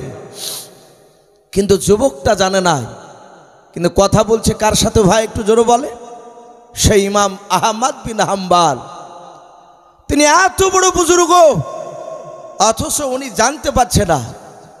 আর আজ আমরা বাপজি একটু কিছু হয়ে গেলে বিরাট ব্যাপার। তার পোশাক আশাক, তার রাস্তা দিয়ে গেলে বলবে একা হাঁটা যাবে না, 15-16 জন আমাকে সাথে নিয়ে যেতে হবে। আমরা অনেক জায়গায় জালসায় যাই, বিভিন্ন জায়গায় বাপজি জালসাতে গিয়ে এক একটা জায়গায় সভাপতি ফোন করে, ঘরে বসে থাকি, হয় মাদ্রাসায় হোক মসজিদে হোক, যেখানে বসার জায়গা দেয়, বলে হুজুর রেডি হন। বলে রেডি মানে? বলে রেডি হন, লোক পাঠাছি। তো অনেকে বলে হুজুর আপনার ব্যক্তিগত কিছু লোক নাই? এলে ভাই আমাদের ব্যক্তিগত লোক নাই, একটা মানুষ গেলেই যথেষ্ট। অনেক জায়গায় দেখা যায় হুজুরকে নিয়ে যাচ্ছে নারে তকবীর দিতে দিতে দিতে দিতে বাপজি রাস্তাতে আপনার লোককে সরাতে সরাতে তকবীরের ধ্বনি দিতে দিতে নিয়ে যায়। এরকম নাই অনেক জায়গায়? এত ক্যাপাসিটি দেখায়, যদি নারে তকবীর না দেয় তো রাগও করে যে এইভাবে বক্তা নিয়ে গেলে মানায় নাকি। এরকম অনেক হুজুরা রয়েছে। কিন্তু ইমাম আহমদ বিন হাম্বল এত বড় বুজুর্গ, ওই হোটেল মালিক যুবকটা চিনতে পারেনি, অথচ তার সাথে কথা বলছে। বৃদ্ধ আহমদ বিন হাম্বল মুচকে মুচকে হাসতেছেন আর বলছেন, বাবা তোমার মার আজ 50 নম্বর দোয়াটা কবুল হয়ে গিয়েছে, বলুন সুবহানাল্লাহ। ওই যুবকটা ডাক দিয়ে বলেছিল, চাচা আমার মার 50 নম্বর দোয়াটা কবুল কেমন করে হলো? কবুল তো হয় নাই। বলে বাবা তোমার মা যে ইমাম আহমদ বিন হাম্বলের কথা বলেছিল? বলে হ্যাঁ। ওরে বাবা আমি যে তোমার সামনে যে কথা বলতেছি, তোমার চুলের পাশে 1 নাই 2 নাই 4 ঘন্টা ধরে যে তোমার আগুনের তাপ আমি খাচ্ছিলাম বাবা। তুমি বারবার আমার মুখের দিকে তাকাছিলে, আমিও তোমার মুখের দিকে তাকিয়েছিলাম বাবা। আমি সে তোমার মার দোয়া করা নাম ইমাম আহমদ বিন হাম্বল। সেই পৃথিবী বিখ্যাত বড় আলেম মানুষেরা আমাকে বলে আমি ইমাম আহমদ বিন হাম্বল। জোরে বলুন সুবহানাল্লাহ। যুবক ছিল অবাক, বলে হুজুর আপনি? বলে হ্যাঁ বাবা। ছেলেটা আর কি করবো, আর ঠিক পাচ্ছে না। বলে হুজুর মাফ করবে, আমি আপনাকে ভালো জায়গা দিতে পারিনি, কারণ আমিও তো গরিব মানুষ। আমার যা পোশাক ছিল ঘরে তাই তো আপনাকে থাকতে জায়গা দিয়েছি। হুজুর মাফ করবেন, আপনি ওই অপুর জায়গাতে একটু উঁচু জায়গায় বসুন। বলে বাবা আর বসা লাগবে না। এ ছিল ইমাম আহমদ বিন হাম্বল রহমাতুল্লাহ আলাইহ। পৃথিবীতে বড় বড় আল্লাহওয়ালা বুজুর্গ বাপজি এসেছে, এখনো আছে বর্তমান। যারা আল্লাহওয়ালা লোক তাদেরকে হয়তো বাপজি আমরা চিনতে পারি নাই, তাকে গুরুত্বই আমরা দিই না। যত সৎ হবে মানুষ বাপজি তাকে চিনতে পারে না। বর্তমান যে যত সিটার ভণ্ডা হবে তার দিকে মানুষ দেখবেন ছুটে বেশি। কথা বাস্তব না ভাই? একজন বিখ্যাত বুজুর্গ, তাকে মানুষ গুরুত্ব দিতে চায় না। বাপজি আমার সোনা লালেরা, ফেরেশতাকে বাপজি আপনি আমি যে দেখতে পাবো না তা নয়, যদি সেই রকম যদি আল্লাহওয়ালা হতে পারা যায়, এখনো বাপজি ফেরেশতাকে হয়তো দেখা দিতে পারে, আমরা হয়তো দেখতে পারি। সাহাবায়ে কেরামরা বলেন আমরা সেদিন জিবরিলকে দেখতে পেলাম না, কোনো ফেরেশতা সাহাবায়ে কেরাম, কিন্তু রাসূলুল্লাহ বাপজি কথা বলছিলেন। সাহাবারা বলেন দেখলাম বিশ্বনবী কথা বললে। আমার বিশ্বনবী প্রথমকার আসমানের দিকে তাকালে, কেতাবে এসেছে বাপজি প্রথমে আসমানে দাঁড়িয়ে হযরত সম্রাট জিবরিল আলাইহিস সালাম আল্লাহ রসুলের সাথে বাপজি কথা বলছিলেন। হাদিস শরীফে বাপজি পাওয়া যায়, বুখারী শরীফে বাপজি বাদুল ওহী বলে একটা অধ্যায়, যে আমার বিশ্বনবীর কাছে জিবরিল আলাইহিস সালাম কিভাবে ওহী নিয়ে আসতেন, এই ওহীর অধ্যায় আপনার পাওয়া যায়। বিশ্বনবী বলে আমার কাছে জিবরিল ভাই 1 নাই 2 নাই 10 রকমের কায়দায় ওহী নিয়ে আসতেন। বলুন আলহামদুলিল্লাহ। 10 রকমের কায়দায়।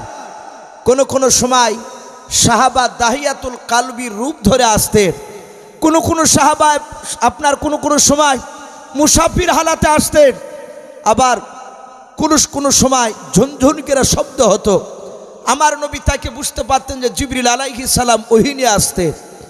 কোনো সময় আসমান থেকে ডাক দিতে, সেই দিন জিবরিল আলাইহিস সালাম প্রথম আসমান থেকে আমার বিশ্ব নবীকে ডাকছে। সালাম দিলেন, আসসালামু আলাইকা রাসূলুল্লাহ, আমার বিশ্ব নবী জনাবে মুহাম্মদ রাসূলুল্লাহ সাল্লাল্লাহু তাআলা আলাইহি ওয়াসাল্লাম। আমার নবী আসমানের দিকে তাকিয়ে জিবরিল আলাইহিস সালামকে লক্ষ্য করে ডাক দিয়ে বলেন, জিবরিল ভাই, তুমি প্রথম আসমান থেকে কেন আমাকে সালাম দিয়ে ডাক দিয়েছো বলাও। জিবরিল আলাইহিস সালাম ডাক দিয়ে বলেন, নবী গাও, আল্লাহ আপনার কাছে আমাকে পাঠিয়েছে। বলে কেন পাঠিয়েছে? বলে নবী সেটাই আপনাকে দেখানোর জন্য এসেছে রাসূল।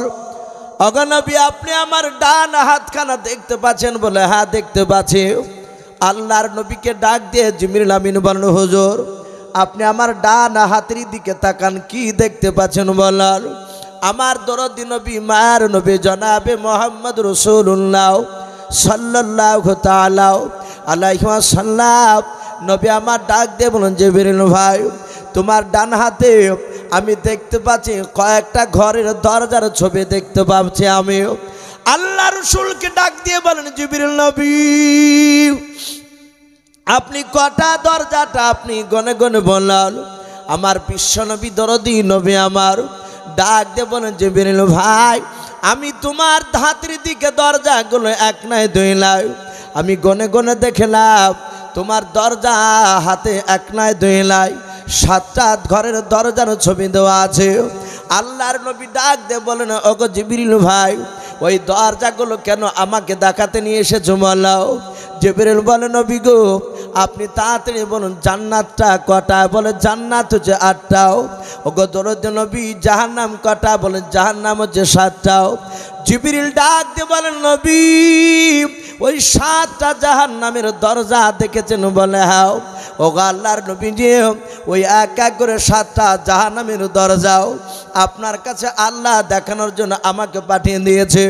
ওগো আল্লাহর নবী যে আপনাকে দেখাতে বলেছেন, যা আমার বিশ্ব নবীকে দেখে দিয়ে এসো।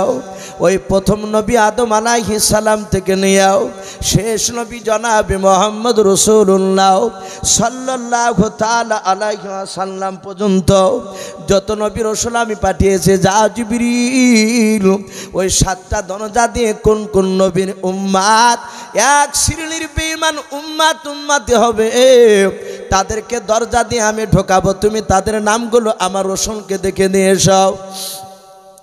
ও নবীজি, তাই আমি আপনাকে দেখানোর জন্য এসেছি। আল্লাহর নবী জনাবে মুহাম্মদ রাসূলুল্লাহ সাল্লাল্লাহু তাআলা আলাইহি ওয়াসাল্লামের সাহাবারা বলেন, আমরা সকলেই চুপ করেছিলাম। আল্লাহর নবীজি কথা বলছিলেন, আমরা শুনছিলাম, কিন্তু ফেরেশতা জিবরিলের কথা শুনতে পাই না। আল্লাহর নবী বলেন, জিবরিল ভাই তাড়াতাড়ি বলাও, ওই প্রথমকার দরজা দিয়ে কোন নবীর বেঈমান উম্মতি যাবে, একটু তুমি খুলে বলে দাও। হযরত জিবরিল আলাইহিস সালাম ডাক দিয়ে বলেন, নবী এই প্রথম নাম্বার দরজা দিয়ে হযরত আদম শফিউল্লাহ আলাইহিস সালাম, হযরতে আপনার শীষ নবী আলাইহিস সালাম, হযরতে দানিয়েল আলাইহিস সালাম, হযরতে জাকারিয়া নবী আলাইহিস সালাম, এইভাবে বাবা বেশ কয়েকটা নবী রাসূলের নাম নিলেন আমার জিবরিল ভাই। ওই কয়েকটা নবী রাসূলের নাম নেওয়ার পর বলেন, নবী এই সব নবীদের এক শ্রেণীর বেঈমান উম্মতি হবে, তারা প্রথমকার দরজা দিয়ে জাহান্নামে চলে যাবে। আল্লাহর নবী জনাবে মুহাম্মদ রাসূলুল্লাহ সাল্লাল্লাহু তাআলা আলাইহি ওয়াসাল্লাম ডাক দিয়ে বলেন, জিবরিল ভাই তাড়াতাড়ি বলো 2 নম্বর দরজা নিয়েও কোন নবীর বেঈমান উম্মতিরা তাড়াতাড়ি যাবে, তুমি বলে দাও। জিবরিল ডাক দিয়ে বলে, নবী গো 2 নম্বর দরজা দিয়ে হযরতে জাকারিয়া নবী আলাইহিস সালাম, হযরত হুদ নবী আলাইহিস সালাম, হযরতে বাপজি ইদ্রিস নবী আলাইহিস সালাম, এইভাবে আবার বেশ কিছু নবী রাসূলের নাম করলেন। নাম করার পর ডাক দিয়ে বলুন হুজুর এই সব নবী রাসূলের এক শ্রেণীর বেঈমান উম্মতে হবে, তারা 2 নম্বর দরজা দিয়ে জাহান্নামায় চলে যাবে। আল্লাহর নবী জনাবে মুহাম্মদ রাসূলুল্লাহ সাল্লাল্লাহু তাআলা আলাইহি ওয়াসাল্লাম বলেন, জিবরিল ভাই 3 নম্বর দরজা দিয়ে কোন নবীর উম্মত যাবে বেঈমানরা একটু খুলে বলাও। হযরতে জিবরিল আলাইহিস সালাম বলেন, নবী এই 3 নম্বর দরজাটা জাহান্নামের দরজাটার নাম হচ্ছে হামিয়া দুজকের দরজা। ওগো আল্লাহর নবীজি এই জাহান্নামের আগুন বড় ভয়ঙ্কর কঠিন। ওগো আল্লাহর নবী এই দরজা দিয়ে প্রথম হযরতে নূহ নবী পয়গম্বর আলাইহিস সালাম, হযরতে আপনার লূত আলাইহিস সালাম এইভাবে বাপজি নাম করার পর বললেন এই সব নবী রাসূলের এক শ্রেণীর বেঈমান উম্মতেরাও তারা 3 নম্বর হাবিয়া দুজক দিয়ে জাহান্নামায় চলে যাবে। আমার বিশ্ব রাসূল চমকে উঠলেন। নবী বললেন, ওগো জিবরিল ভাই তুমি প্রথমকার দরজাটার তুমি নাম করলে না, দ্বিতীয় দরজাটার তুমি নাম করলে না, আর 3 নম্বর দরজাটা তুমি ফট করে বললে হুজুর এটা হাবিয়া দুজক। এই দরজা দিয়ে হযরতে নূহ নবী পয়গম্বর আলাইহিস সালাম আর লূত নবী আলাইহিস সালাম এই এক শ্রেণীর বেঈমান উম্মত তারা এদিক দিয়ে জাহান্নামে যাবে। হযরতে মুসা নবী পয়গম্বর আলাইহিস সালামের নাম করলেন না, শুধু লূত নবী আর নূহ নবী বললেন। আমার বিশ্ব নবী রহমতের নবী ডাক দিয়ে বললেন, ওগো জিবরিল তাড়াতাড়ি বলো এ হাবিয়া দুজক তো খুব খাতারনাক, খুবই কঠিন, আর এই আগুনে শুনে না এই জাহান্নামে যাবে। বলে হ্যাঁ। বলে কেন? বলো লূত নবীর উম্মতরা এমন কি অন্যায় করেছিল যে তারা ওই দিক দিয়ে জাহান্নামে যাবে, 3 নম্বর হাবিয়া দুজক দিয়ে তারা কঠিন জাহান্নামের আগুনে তারা শাস্তি ভোগ করবে। জিবরিল আলাইহিস সালাম বলছেন, ওগো রাসূল আপনি শুনবেন লূত নবীর উম্মতরা তারা কত বড় বেঈমান ছিল। লূত নবীর এক শ্রেণীর বেঈমান উম্মতিরা তারা এত জানোয়ার ছিল। কোরআন শরীফে বাপজি এসেছে উলাইকা কাল আনাম, এক শ্রেণীর বাপজি মানুষকে চতুষ্পায় জানোয়ারের চেয়ে খারাপ বলেছেন। হযরতে জিবরিল বলছেন, ওগো নবী লূত নবীর উম্মতরা খুব খেচড়া শয়তান ছিল। আল্লাহর নবী জনাবে মুহাম্মদ রাসূলুল্লাহ সাল্লাল্লাহু তাআলা আলাইহি ওয়াসাল্লাম ডাক দিয়ে বলেন, ওগো জিবরিল ভাই একটু লূত নবীর উম্মতের কথাটা একটু খুলে বলো। তার উম্মতদেরকে বিশ্ব নবীজির কাছে জিবরিল বলছেন তার উম্মতদেরকে কঠিনভাবে তাদেরকে আযাব দিয়ে তাদেরকে ধ্বংস করা হয়েছিল। আল্লাহর নবী বলেন, ওগো জিবরিল ভাই একবার তুমি খুলে বলো। বিশ্ব নবীকে ডাক দিয়ে বলছেন, হুজুর তাহলে শোনো, আপনারা হয়তো অনেকেই জানেন লূত নবী আলাইহিস সালামের জামানায় এক শ্রেণীর তার উম্মত বেঈমানেরা তারা ছিল। তারা বাপজি পুরুষে তারা খারাপ ব্যবহার করত, নারীর দিকেও তো লোভ ছিল না তাদের। সঙ্গে সঙ্গে মহান রব্বুল আলামিন লূত নবীর উম্মতের ওপর এত নারাজ হয়ে গিয়েছিলেন, এত রাগান্বিত হয়েছিলেন, কিতাবে লিখেছে মহান রব্বুল আলামিন রাসূলকে বলছেন, জিবরিল ওগো নবী আল্লাহ রাব্বুল আলামিন যখন একেবারে রেগে গেলেন সাথে হাতে মহান রব্বুল আলামিন জিবরিলকে ডেকে বললেন, জিবরিল শুধু তুমি নয় তোমার সাথে আর একজন ফেরেশতাকে আমার নাও। কোন কোন মুফাসসিরে কেরাম লিখেছেন হযরতে মিকাইল আলাইহিস সালাম এসেছিলেন, আবার কেউ বলেছেন না জিবরিলের সাথে মিকাইল নেই অন্য একটা ফেরেশতা এসেছিলেন। আল্লাহ ডেকে বলেন, হে জিবরিল আর আরেকজন ফেরেশতা তোমরা 2 জনাই যাও, তোমরা 14 থেকে 15 বছরের যুবকের রূপ ধরে একেবারে ছেলে মানুষের চেহারা ধরে তোমরা লূত আলাইহিস সালামের যাও, ওর যে খাজুরের বাগান আছে সেই বাগানের কাছে গিয়ে তোমরা দাঁড়াবে। হে জিবরিল শুনে নাও, তোমরা যে 2 জন ফেরেশতা তোমরা যে মানুষ রূপ ধরে যাচ্ছ এ পৃথিবীর কোনো মানুষ জানতে পারবে না, এমনকি আমার লূত নবী আলাইহিস সালাম পর্যন্ত সেটা আমি জানতে দিব না যে তোমরা মানুষ, এ তোমরা ফেরেশতা এটা জানতে পারবে না, কিন্তু জানবে যে এ তোমরা হয়তো মানুষ। যাও আমি যে কোনো কায়দায় লূত নবীকে আমি তোমাদের কাছে আমি পৌঁছে দেব।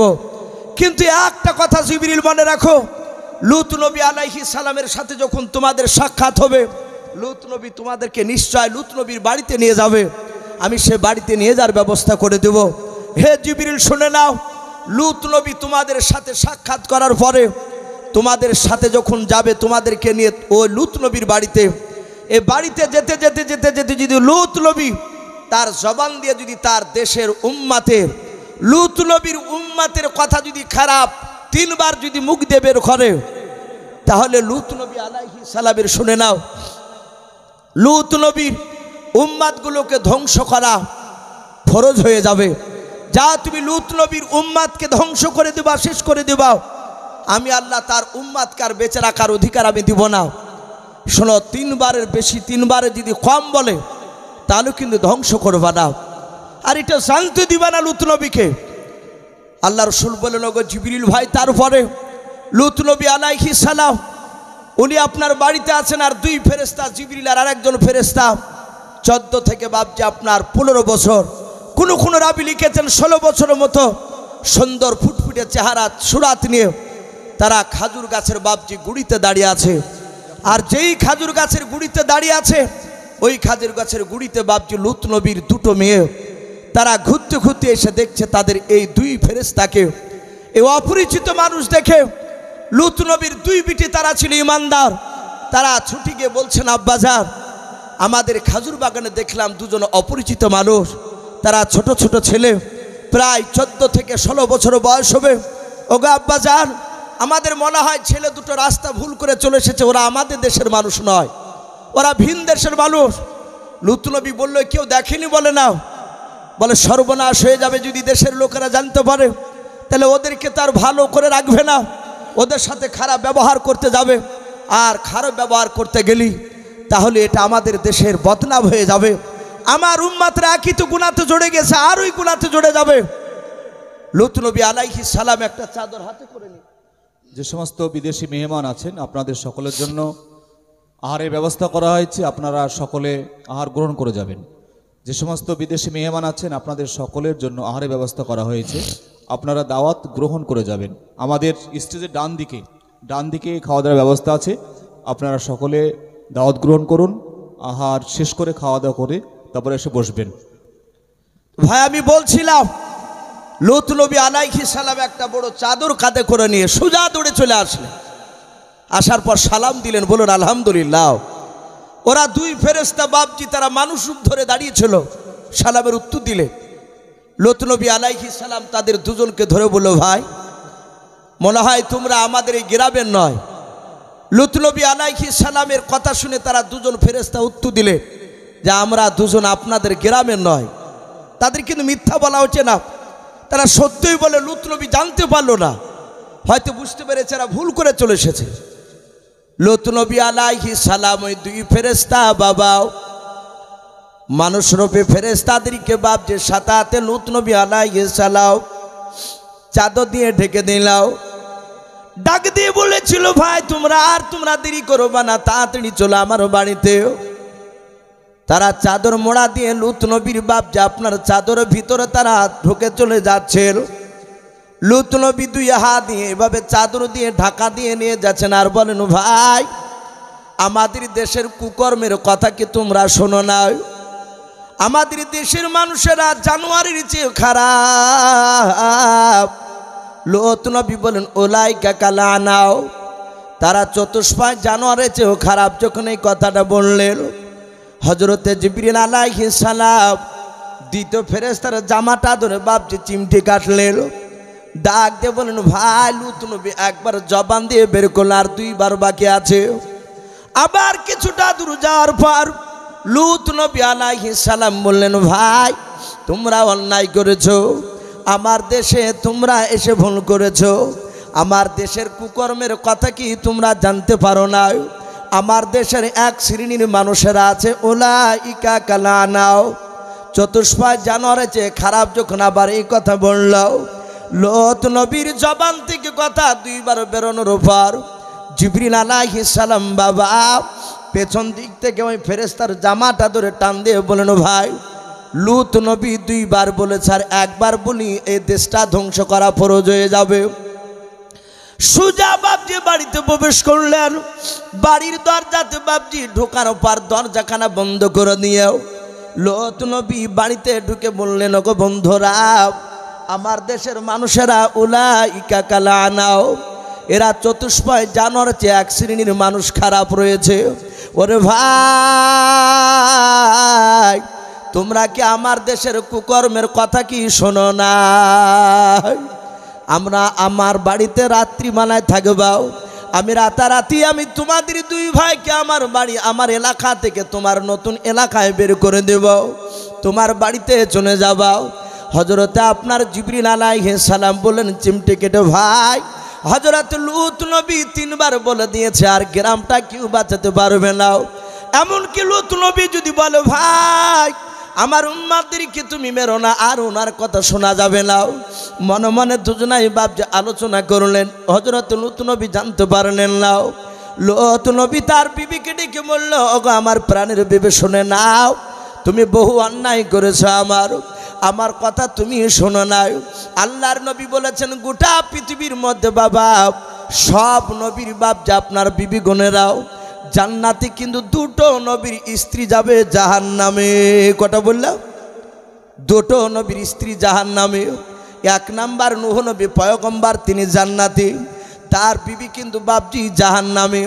2 নাম্বার লূত নবী আলাইহিস সালাম, তিনি জান্নাতি, আর লূত নবীর বিবি বাপজি জাহান্নামী। এই 2টো নবীর বাপজি স্ত্রী যাবে জাহান্নামে, বাদ বাকি সব নবীর স্ত্রীরা বাপজি জান্নাতে যাবে। লূত নবী ডাক দিয়ে বলেছিল, বিবি বহু অন্যায় করেছে, শুনে নাও, আমার দেশের বেঈমানদের সামনে যেন বলবা না আমার বাড়িতে 2জন মেহমান এসেছে, কেউ জানে না, আমি চাদর মোড়া দিয়ে লুকে নিয়ে এসেছে, এদের কথা যেন গ্রামের কোনো মানুষকে বলবা নাও। লূত নবীর বিবি বলল, ঠিক আছে বলবো নাও। কিন্তু লূত নবীর বিবি এত বেঈমান ছিল বাবা, জানোয়ার ছিল। ও আপনার বাড়িতে মেহমান আসলেও সাতাত লূত নবী বাড়ি থেকে লুকিয়ে বেরিয়েও গ্রামের মোড়লদের কাছে গিয়ে বলে আসতো, কারণ লূত নবী তার বিবি গ্রামের কথা শুনে চলতো, তার স্বামীর ওপর ঈমান এনেছিল না, বারবার বলল বিবি বলো না, কিন্তু লূত নবীর স্ত্রী বলল বলবো না, কিন্তু তার আগতি বাপজি গ্রামের লোকেদের সাথে কন্ট্যাক্ট করেছিল যে শুনে নাও আমার স্বামী আমার উপরও খুব চাপ দিচ্ছে, মেহমান আসলে আর বাড়ি থেকে বেরোতে পারবো না, তা আমি যদি বেরোতে না পারি, আমার বাড়িতে মেহমান আসলে আমি বাড়ির ওপরে ছাদের উপরে উঠে আমি একটা কাপড় উড়াবো, আর কাপড় উড়া দেখলে বুঝতে পারবা যে বাড়িতে মেহমান এসেছে। কত বড় জানোয়ার, এটা আগেই বলে দিয়েছিল। লূত নবী বললো বলো না, বলে ঠিক আছে বলবো না। লূত নবী 2 মেহমানের সাথে বাপজি কথা বলছে, লূত নবী জানেন না যে ইনারা ফেরেশতা।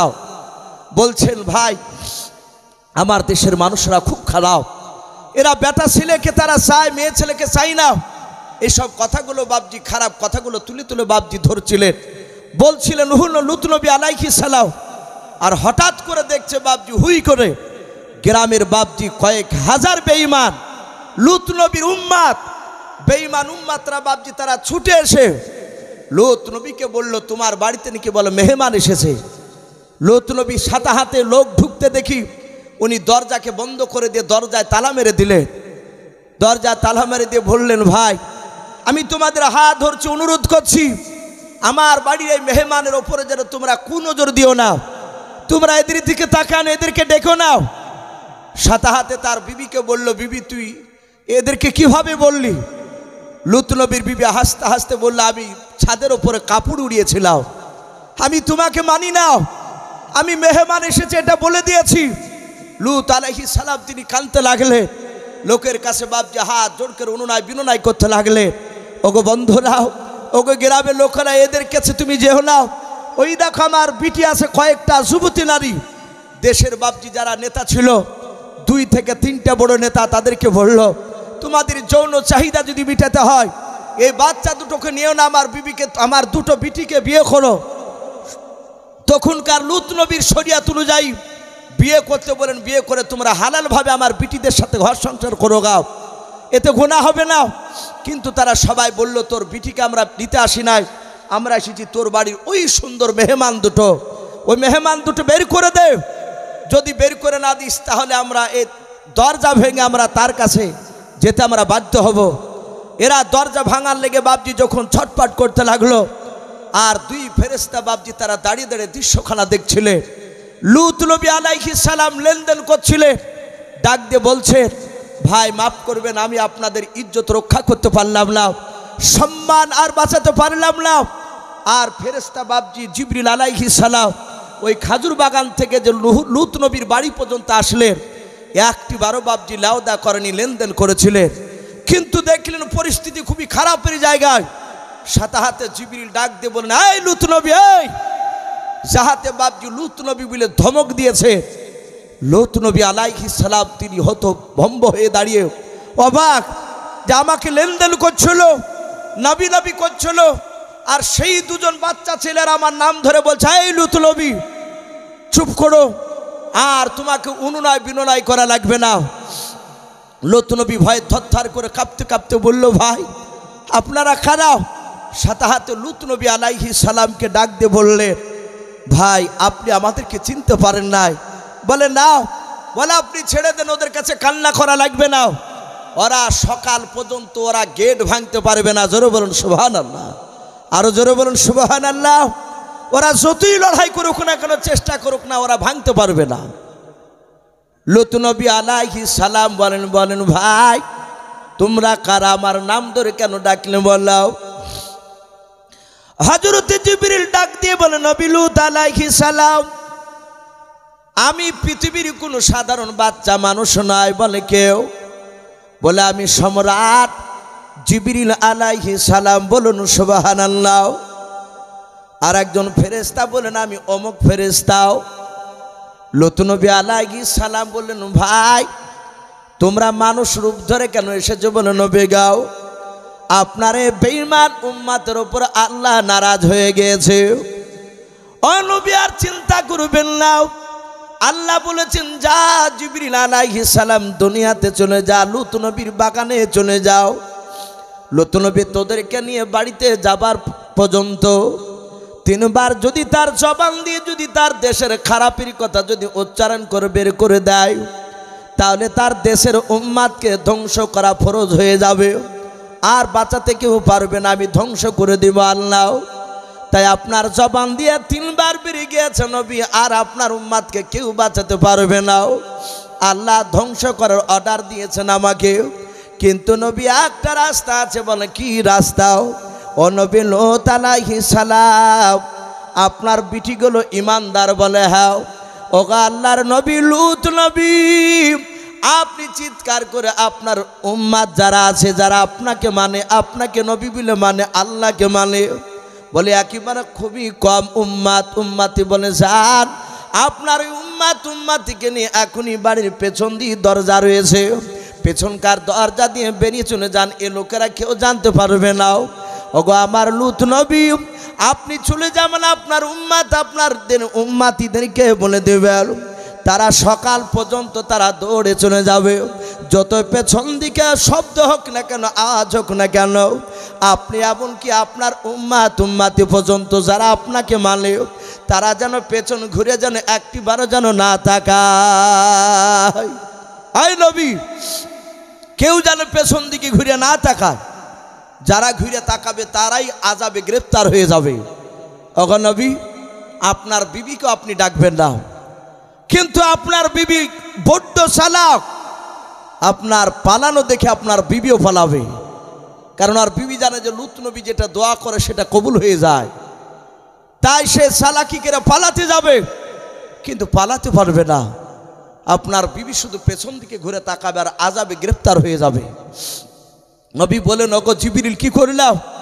বলে ওরা চলে গেল ফজর পর্যন্ত, যাহাতে চলে গেল, আর আমরা অমনি সাথে হাতে মাটিকে খামচা মেরে ধরলাম, খামচা মেরে ধরে সোজা তুলিলে চলে গেলাম, আর অনেক দূরে চলে যাচ্ছি। আর লূত নবীর বেঈমান উম্মাতিরাও তারা চিৎকার করে কাঁদছিল, এবারকার মতো ছেড়ে দাও, আর লূত নবীর কোনো অন্যায় করব না, ওগো আল্লাহ তুমি আমাদেরকে মাফ করে দাও।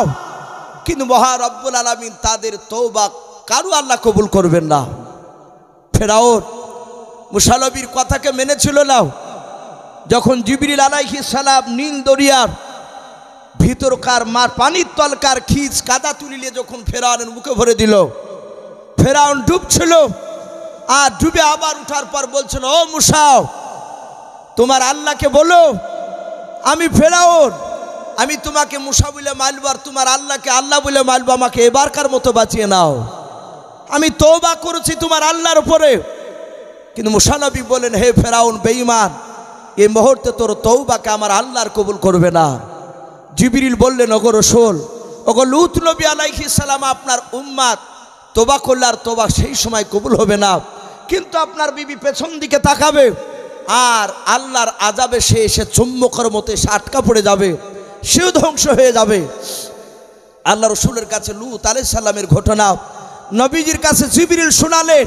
বলছিল, গো নবী, এই শিরিনির বেঈমান উম্মতিরাও, লূত নবীর এত বেঈমান ছিল এরাই 3 নাম্বার দুজক দিয়ে তারা জাহান্নামে চলে যাবে। আল্লাহর নবী জনাবে মুহাম্মদ রাসূলুল্লাহ সাল্লাল্লাহু তাআলা আলাইহি ওয়াসাল্লাম নবী আমার ডাক দিয়ে বলেন, গো জিবরিল ভাই, 4 নাম্বার দরজা দিয়ে কোন নবীর উম্মত যাবে বলাও। হযরত জিবরিল আলাইহিস সালাম 4, 5 বাবজি 6 পর্যন্ত আপনার সব নবীদের নাম রাসূলদের নাম করলেন। আমার বিশ্ব নবী দরদি নবী আমার ওই মসজিদে নববী থেকে দাঁড়িয়ে ডাক দিয়ে বলেন, গো জিবরিল ভাই, 7 নাম্বার দরজা দিয়ে কোন নবীর বেঈমান উম্মতে যাবে বলাও। আল্লাহর নবী জনাবে মুহাম্মদ রাসূলুল্লাহ সাল্লাল্লাহু তাআলা আলাইহি ওয়াসাল্লাম যখন জিজ্ঞাসা করলেন, বাবা হযরত জিবরিল আলাইহিস সালাম বাবজি কোনো কথা বললেন না, উনি চুপচাপ দাঁড়িয়ে আমার বিশ্ব নবীর চেহারার দিকে বাবজি চেয়ে চেয়ে দেখতে লাগলেন। আমার নবী বলেন, জিবরিল ভাই, তুমি আমার দিকে অমন করে কেন তাকাচ্ছ, তাড়াতাড়ি বলাও। 7 নাম্বার দরজা দিয়াও কোন নবীর বেঈমান উম্মতে যাবে বলাও। হযরত জিবরিল তখনও বাপজি কথা বলেন না। আমার বিশ্ব নবী বলেন, কয়েকবার জিজ্ঞাসা করুন, জিবরিল আলাইহিস সালাম কোনো কথা বলেন না। নবী বলেন, আমি ভালো করে লক্ষ্য করে দেখে নাও, আমার জিবরিল আলাইহিস সালাম আমার দিকে তাকাচ্ছিলেন আর জিবরিলের চোখের কোণা দিয়ে ঠোপে ঠোপে পানি পড়ছিল। আল্লাহর নবী দরদি নবী আমার ডাক দিয়ে বলেন, জিবরিল ভাই, আমি এক এক করে লক্ষ্য করে দেখলাম, তুমি 6টা দরজার তুমি নাম করলে। আরে জিবরিল, ওরে জিবরিল, তুমি 6টা দরজার নাম করতে গিয়ে তুমি কাঁদো নাই, কিন্তু 7 নাম্বার দরজাটার নাম না করে তুমি আমার দিকে চেয়ে চেয়ে কেন কান্না করেছো বলাও। আল্লাহর নবী জনাবে মুহাম্মদ রাসূলুল্লাহ সাল্লাল্লাহু তাআলা আলাইহি ওয়াসাল্লাম আবার হাত ওখানে জোড় করে বলছেন, জিবরিল ভাই, তাড়াতাড়ি বলাও, 7 নাম্বার দরজা দিয়ে কোন নবীর বেঈমান উম্মতে যাবে জাহান্নামে, খুলে বলাও। হযরত জিবরিল আলাইহিস সালাম আর থাকতে পারলেন না, নবীজির দিকে লক্ষ্য করে কাদার বলে, হুজুর, 7 নাম্বার দরজার নবীর নাম বলতে আমি বড্ড লজ্জা পাই। ওগো আল্লাহর নবীজি, আমার বড় কষ্ট হয়। আমার বিশ্ব নবী বলেন, জিবরিল ভাই, তুমি কষ্ট পেও না, তাড়াতাড়ি বলাও। আল্লাহর নবীজিকে আস্তে করে বলছেন, নবী গাও, 7 নাম্বার দরজা দিয়েও ওগো আল্লাহর দরদি নবী, আপনার কিয়ামত পর্যন্ত এক শ্রেণীর বেঈমান উম্মতে হবে। ওগো আল্লাহর নবীজি, তারা মুখে মুসলমান দাবি করবে, কিন্তু নবী গো, আপনার সুন্নাত অনুযায়ী চলবে না, আল্লাহর কোরআনের বিধান অনুযায়ী চলবে না। ওগো আল্লাহর নবীজি, ওই কিয়ামত পর্যন্ত এক শ্রেণীর বেঈমান উম্মতে আপনার, তারা 7 নাম্বার দরজা দিয়ে জাহান্নামে চলে যাবে। শুধু এতটুকু কথা জিবরিল আলাইহিস সালাম বলে কাঁদতে কাঁদতে তিনি অদৃশ্য হয়ে গেলেন। আমার বিশ্ব নবী জনাবে মুহাম্মদ রাসূলুল্লাহ সাল্লাল্লাহু তাআলা আলাইহি ওয়াসাল্লাম প্রথম থেকে নিয়ে বাপজি 6 নম্বর দরজা পর্যন্ত নবীদের নাম করেছিল। নবীজি কাঁদেন নাই, যখনই বললেন, ওগো নবী, শুধু আপনার এক শ্রেণীর উম্মত, তারা আপনার সুন্নাতকে মানবে না, আল্লাহর কোরআন অনুযায়ী চলবে না, কোরআনকে মহব্বত করবে না, ওই এক শ্রেণীর বেঈমান উম্মতিরা 7 নম্বর দরজা দিয়ে জাহান্নামে যাবে। আমার বিশ্বনবী মসজিদে নববীতে হাউমাউ করে বাপজি কাঁদতে শুরু করলেন। আবু বকর সিদ্দিক রাদিয়াল্লাহু তাআলা আনহু বলেন, আমি নবীকে এত কাঁদতে দেখলাম। আমার বিশ্বনবী যেদিন বদরের প্রান্তরে কেঁদেছিল, বদরের সরজমিনে কেঁদেছিল উম্মতে মুহাম্মদীর জন্য। 313 জন সাহাবার জন্য বিশ্বনবী কেঁদেছিল। যখন হাজার হাজার বেঈমান যুদ্ধ করতে গিয়েছিল, আমার বিশ্বনবীর মাত্র সাহাবা ছিল 313 জন। আবু বকর বলেন, আমি দেখলাম নবীজি হাত তুলে কাঁদছিল, গো মালিক, ও গো আল্লাহ, আমার কলিজার টুকরা মহব্বতের সাহাবা 313 জন সাহাবার কাছে কত কষ্ট করে কলমার দাওয়াত দিয়েছি। ও গো মালিক, তুমি আমার এই বদরের সরজমিনে আমার 313 জন সাহাবাকে আমার বুক থেকে কেড়ে নিও না। বলুন সুবহানাল্লাহ। সেই নবী এইভাবে কাঁদছিলেন। হযরত আবু বকর বলেন, ওই দিনের মতোই আমার বিশ্বনবী মসজিদে নববীতে হাওমা করে কাঁদতে লাগলেন। ওদিকে জিবরিল অদৃশ্য হয়ে গেলে আমার বিশ্বনবীর সাহাবারা বলে, আমাদের কারোর সাথে কথা বললেন না। নবী কাঁদতে কাঁদতে সোজা আমাদের দিকে একবার তাকানোর পরে আমার বিশ্বনবী কাঁদতে কাঁদতে বাবজি মসজিদে নববীর দরজা দিয়ে সোজা বাড়ির দিকে চলে গেলে মুরব্বী সাহাবা, সবচেয়ে নবীর কাছের সাহাবা যিনার নাম আবু বকর সিদ্দিক রাদিয়াল্লাহু তাআলা আনহু পাওয়া যায়। এই আবু বকর সাহাবা ডাক দিয়ে বলছেন, ওগো সাথী ভাইরা, আমার রাসূলকে কেউ পেছন দিক থেকে ডাকবে না। আমার নবী জিবরিলের সাথে কথা বলে আঘাত পেয়ে কাঁদতে কাঁদতে চলে গেল। আমার নবী নিশ্চয় মাগরিবে নামাজ পড়তে আসবে, কারণ আমার বিশ্ব নবীকে আমরা না দেখলে থাকতে পারি না, এটা রাসূলুল্লাহ ভালো জানে। আমার নবী আমাদেরকে না দেখে থাকতে না পেরে ছুটে চলে আসবে, মাগরিবের সময় আসবে, রাসূলকে এখন দেখো না। সাহাবায়ে কেরাম বলেন, চলে গেল রাসূল সোজা বাড়ির দিকে চলে গেলেন। আমার সাহাবায়ে কেরামরা মাগরিবের সময় হলো, লক্ষ্য করলেন বিশ্বনবী আসলেন না। মাগরিবের ইমামতি হযরত আবু বকর করলেন।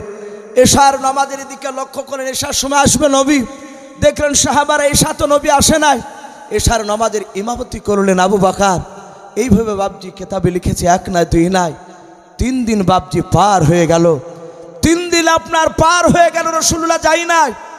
4 দিনকার দিন ফজর নামাজ পড়ে হযরতে আবু বকর সিদ্দিক রাদিয়াল্লাহু তাআলা আনহু তিনি ডান দিকে বাম দিকে সালাম ফিরে পেছন দিকে বাবজি ঘুরে বললেন, ওগো ভাই, আর থাকা যাবে না। আর 4 দিন হতে চলল, আমার বিশ্বনবী বাড়ি থেকে আসে না। আমার বিশ্বনবী এমন কি আঘাত পেয়েছে যে নবী বাড়ি থেকে বেরিয়ে আসে না।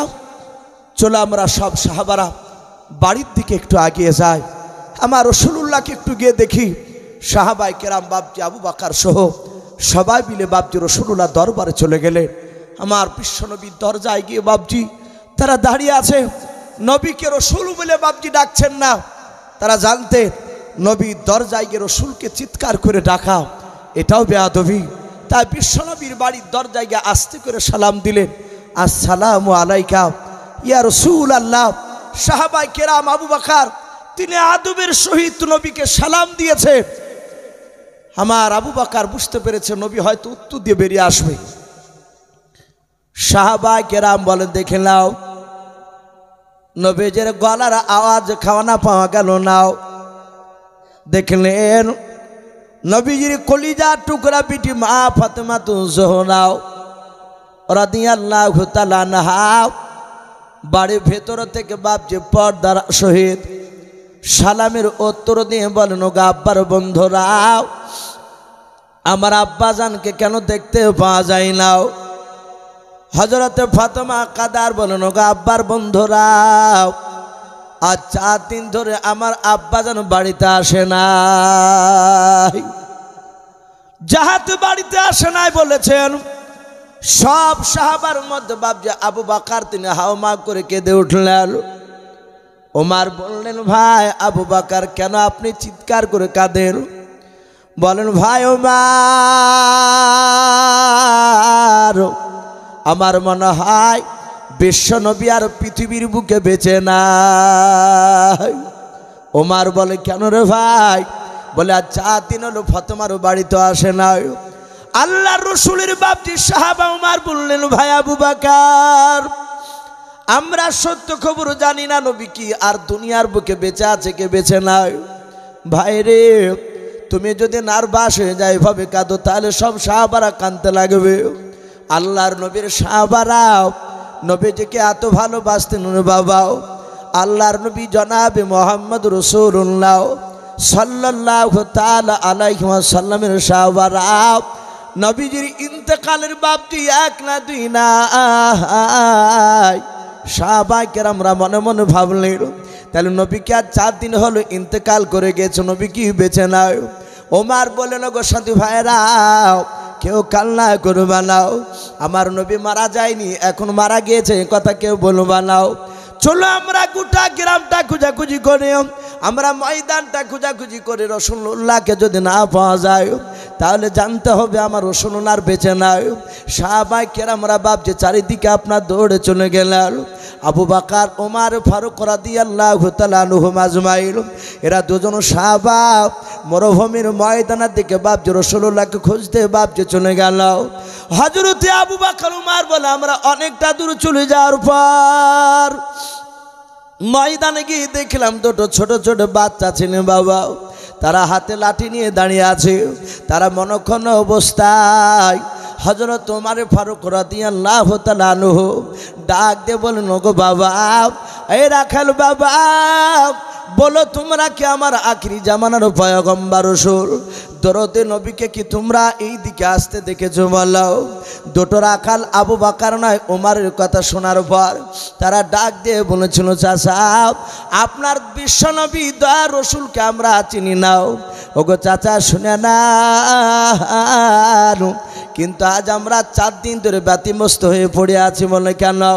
বলে ওই দেখো একটা গুহা দেখতে পাওয়া যাচ্ছে। বলে হ্যাঁ, ওই গুহার ভিতরে আজ 4 দিন আগে শুনে না কোথা থেকে একটা পাগল দৌড়ে এসে ওই গুহার ভিতরে শুয়ে থাকার নয়, গুহার ভিতরে সেজদায় পড়ে কান্না করতেছে, শুধু বলছে, উম্মতি উম্মতি উম্মতি, আমার উম্মতের কি হবে, আমার উম্মতের কি হবে, এই বলে কান্না করতেছে। রে চাচাও, একটু দয়া করে ওই পাগলকে গুহা থেকে টেনে নিয়ে একটু আপনাদের এলাকায় নিয়ে চলে যাও, কারণ গুহার চারিদিকে ওট আর দুম্বা ছাগল দেখতে পাচ্ছেন। বলে হ্যাঁ, ওরা কেউ ছাগল আর দুম্বা ওট তারাও একটা ঘাস আর পানিও খায় নাই। বলুন সুবহানাল্লাহ।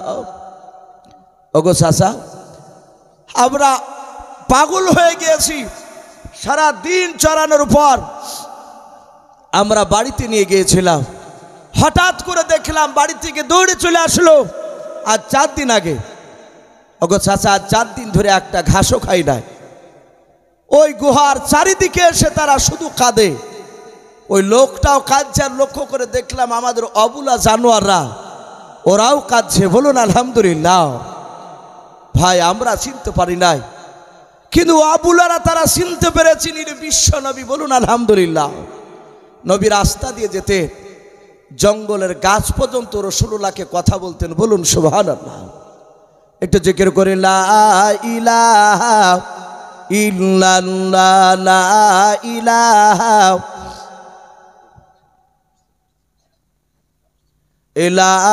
ইলাহা।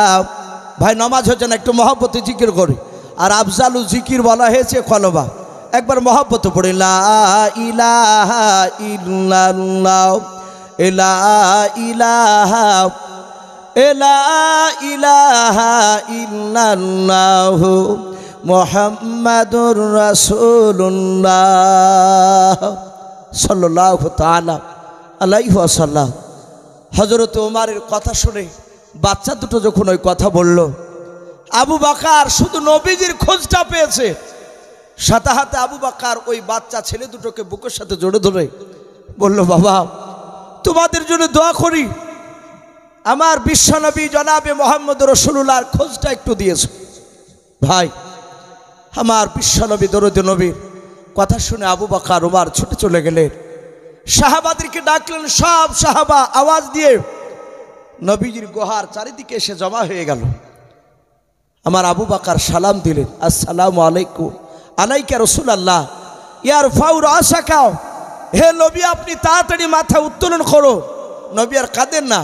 নবী 4 দিন ধরে সাহাবারা পাগল হয়ে গেছে আপনার জন্য, আমার রাসূল মাথা তুলে নাই। ভাই, অনেক লম্বা ঘটনা আছে। আমার বিশ্বনবী দরুদ নবীর সব সাহাবা ডাকলেন, উঠে নাই। এমনকি নবীর বিটি মা ফাতেমাতু জোহরা রাদিয়াল্লাহু তাআলা আনহা, উনিও বাপজি আপনার ডাকলেন, উঠলেন না। লাস্টে জিবরিল এসে বললেন, ওগো রাসূল কাঁদবেন না, আল্লাহ আপনাকে মাকামে মাহমুদ দান করেছেন, বলুন সুবহানাল্লাহ। যে মাকামে মাহমুদ কোন নবীকে দেয় না। আপনি ওই জায়গায় বসে আপনি যতবার আল্লাহকে ডাকবেন, আমার আল্লাহ ততবারই আপনার ডাকে সাড়া দিয়ে আপনার উম্মাদকে, জাহান্নামী উম্মাদকে জান্নাতে দিবে। জোরে বলুন সুবহানাল্লাহ। ভাই, সেই নবী বাপজি 23 বছর ধরে কেঁদেছেন, এখনো বাপজি কাঁদছে। তাই আমি আর লম্বা চড়া করব না, যেহেতু জালসার প্রধান বক্তা বাপজি চলে এসেছেন। মাত্র 2 থেকে 3 মিনিট। ভাই, এটা মাদ্রাসা জালসা সকলেই জানে, বহু টাকা খরচ, বহু ছেলেরা বাপজি কিনে থাকে। আপনারা 10,000 5,000 এভাবে অনেকে দিয়েছে। আমি ভাই আপনাদের কাছে বাপজি 5,000 10,000 বলবো না। এই গভীর রাত্রিবেলা, রাত্রি 12টা পার হতে চলল। ভাই, এই রাত্রিবেলাতে যদি কোনো আল্লাহর বান্দা থাকে, আমার মা বোনদেরকে বলবো, ভাই ইমানদাররা খাজুর গাছের মতো, খাজুর গাছকে যত সাজবে তত বাপজি রস পড়ে। তাই ভাই বেশি নয়, 500 খান করে টাকা কিংবা 100-200 করে টাকা, ভাই একটু যে যা পারবেন একটু ঝটঝট করে ভাই একটু আসুন, আমি একটু দেখতে চাই। আমাকে বেশি সাবধানী তবু একটু বলে নিশু ভাই, একটু বলবেন যদি 10টা লোক যদি 100 টাকা করে দেয়, তাও তো 1 বস্তা চালের টাকা হয়ে যাবে। ভাই একটু আসি, প্রধান বক্তা চলে এসেছেন, আমি মিনিট 3 আমি আপনাদের কাছে একটু দেখতে চাই এখানে কোন আল্লাহর বান্দা। ভাই আপনারা অনেকে দিয়েছেন 100 খান করে টাকা, ভাই একটু ঝটঝট করে আসি ভাই, হরকত বরকত হয় ইনশাল্লাহ হবে। কোনো বাপজি কোনো ভাই যদি না থাকে একটু ওয়াদা করবে যে আমি দিয়ে যাবো ইনশাল্লাহ। এই দেখেন একজন বাপজি আমার, কি নাম, হাজি মনসুর আলী মণ্ডল, এ দেখেন 1000 টাকার দাতা, মাশাআল্লাহ 1টা বস্তা চালের টাকা দিয়ে দিয়েছে। ভাই এখনো ইসলাম দরদি মানুষ পৃথিবীতে বেঁচে আছে। ভাই বেশি নাই 100 খান করে টাকা চেয়েছি, যদি কেউ মনে করেন আমি 500 1000 দিব ইনশাল্লাহ দিবেন। ভাই আমার পরের বক্তা ইনশাল্লাহ উনি চলে এসেছে, বহুদূর থেকে এসেছেন। ভাইজান আপনাদের কাছে মূল্যবান কথা রাখবেন। ভাই আমি মাত্র 3 মিনিট একটু দেখতে চাই। ভাই 1000 টাকা হয়েছে, 100 খান করে টাকা, ভাই 10টা মানুষ হবে না কেউ। ভাই এ দেখেন আরেকজন ভাই 500 টাকা, মাশাআল্লাহ। ওগো মাওলা, গভীর রাত্রিবেলায় তোমার বান্দারা তোমাকে দেখে নাই, তোমার নবীকে না দেখে মহব্বত করে, তোমার বিশ্ব নবীর মাদ্রাসার মহব্বত করে, কোরআনের মহব্বতে 100 টাকা নয়, ওগো মহল্লা তোমার একজন বান্দা 1000, আরেকজন বান্দা 500 টাকা, আরেকজন তোমার শেষের বেলায় বান্দা 100 টাকা দিয়েছেন। ওগো মহল্লা তুমি সকল দানকারী দানকে তুমি কবুল করে নাও। ওগো মহল্লা তুমি সকলের আত্মীয় স্বজন কবর আজাবকে তুমি মাফ করে দাও। ওগো মালিক, যারা দিচ্ছে যারা দিতে পারে নাই, আল্লাহ তুমি সকলকে বিশ্বনবীর চেহারা না দেখে আমাদের মত দিও না, বলুন আল্লাহুম্মা আমিন, আল্লাহুম্মা আমিন। ভাই একটু আসি ভাই, আমি আপনাদেরকে বেশিক্ষণ কষ্ট দিব না, মাত্র মিনিট 3 ভাই একটু দেখতে চেয়েছি, ইনশাল্লাহ হয়ে যাবে, আশা করি 2000 পার হয়ে যাবে। এ দেখেন আর একজন বাপজি আমার 100 আর 100 করে 200 দিয়েছে। ওই দেখেন আর একজন বাপজি 100 টাকা, মাশাআল্লাহ। ওগো আল্লাহ হরকত বরকত হয় আমরা সকলে জানি। ওগো মাওলা তুমি তাকে দেখো। ওগো রব্বুল আলামিন, যারা দিচ্ছে যারা দিতে পারে নাই, ওগো মাওলা তুমি সকলের আত্মীয় স্বজন কবর আজাবকে তুমি মাফ করে দাও, বলুন আল্লাহুম্মা আমিন, আল্লাহুম্মা আমিন। ভাই আপনারা হয়তো ভাববেন যে সুর করে বলছে না কেন, এ সুর করা এখন আর লাগবে না, যেহেতু আমার পূর্বেকার বক্তা আপনাদের সামনে প্রায় ঘন্টা 2 ওপরে উনি ওয়াজ আর কালেকশন করেছেন। ভাই মিনিট 3 আমি আপনাদের কাছে দেখতে চাই কোন আল্লাহর দরদি বান্দা এখানে আছেন, নবীর প্রেমিক। এ দেখেন আর একজন বাপজি আমার 100 টাকা দিয়েছেন, আল্লাহ তার দানকে কবুল করুন। ওগো মা বোন, আমি এখানে শুনেছি অনেক মা বোন হয়েছে, আর আমি দেখেছি রাত্রি 2টোর সময়তে দিল।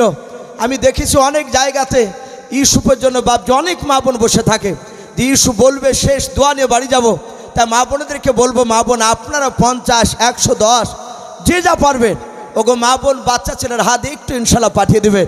আপনাদের মা বোনদের কাছ থেকে হয়তো 50 100 করে যদি হয়তো 2টো বস্তা যদি চালের উঠে যায়, ইনশাল্লাহ অনেক কাজে লাগবে। ভাই আমি আপনাদেরকে বলবো, আর লম্বা ছাড়া করবো না, বক্তা চলে এসেছে, এখানে অনেক বাপজি ভাই আছে। ভাই আপনাদেরকে বলবো, মাদ্রাসাতে তেলেরও দরকার হয়, যেহেতু বোর্ডিং অনেক ছেলেকে বাপজি রান্না করে খাওয়ায়। আমাদের রায় মাঠে অনেকের আছে, রায় বাপজি এখনও ওঠেনি।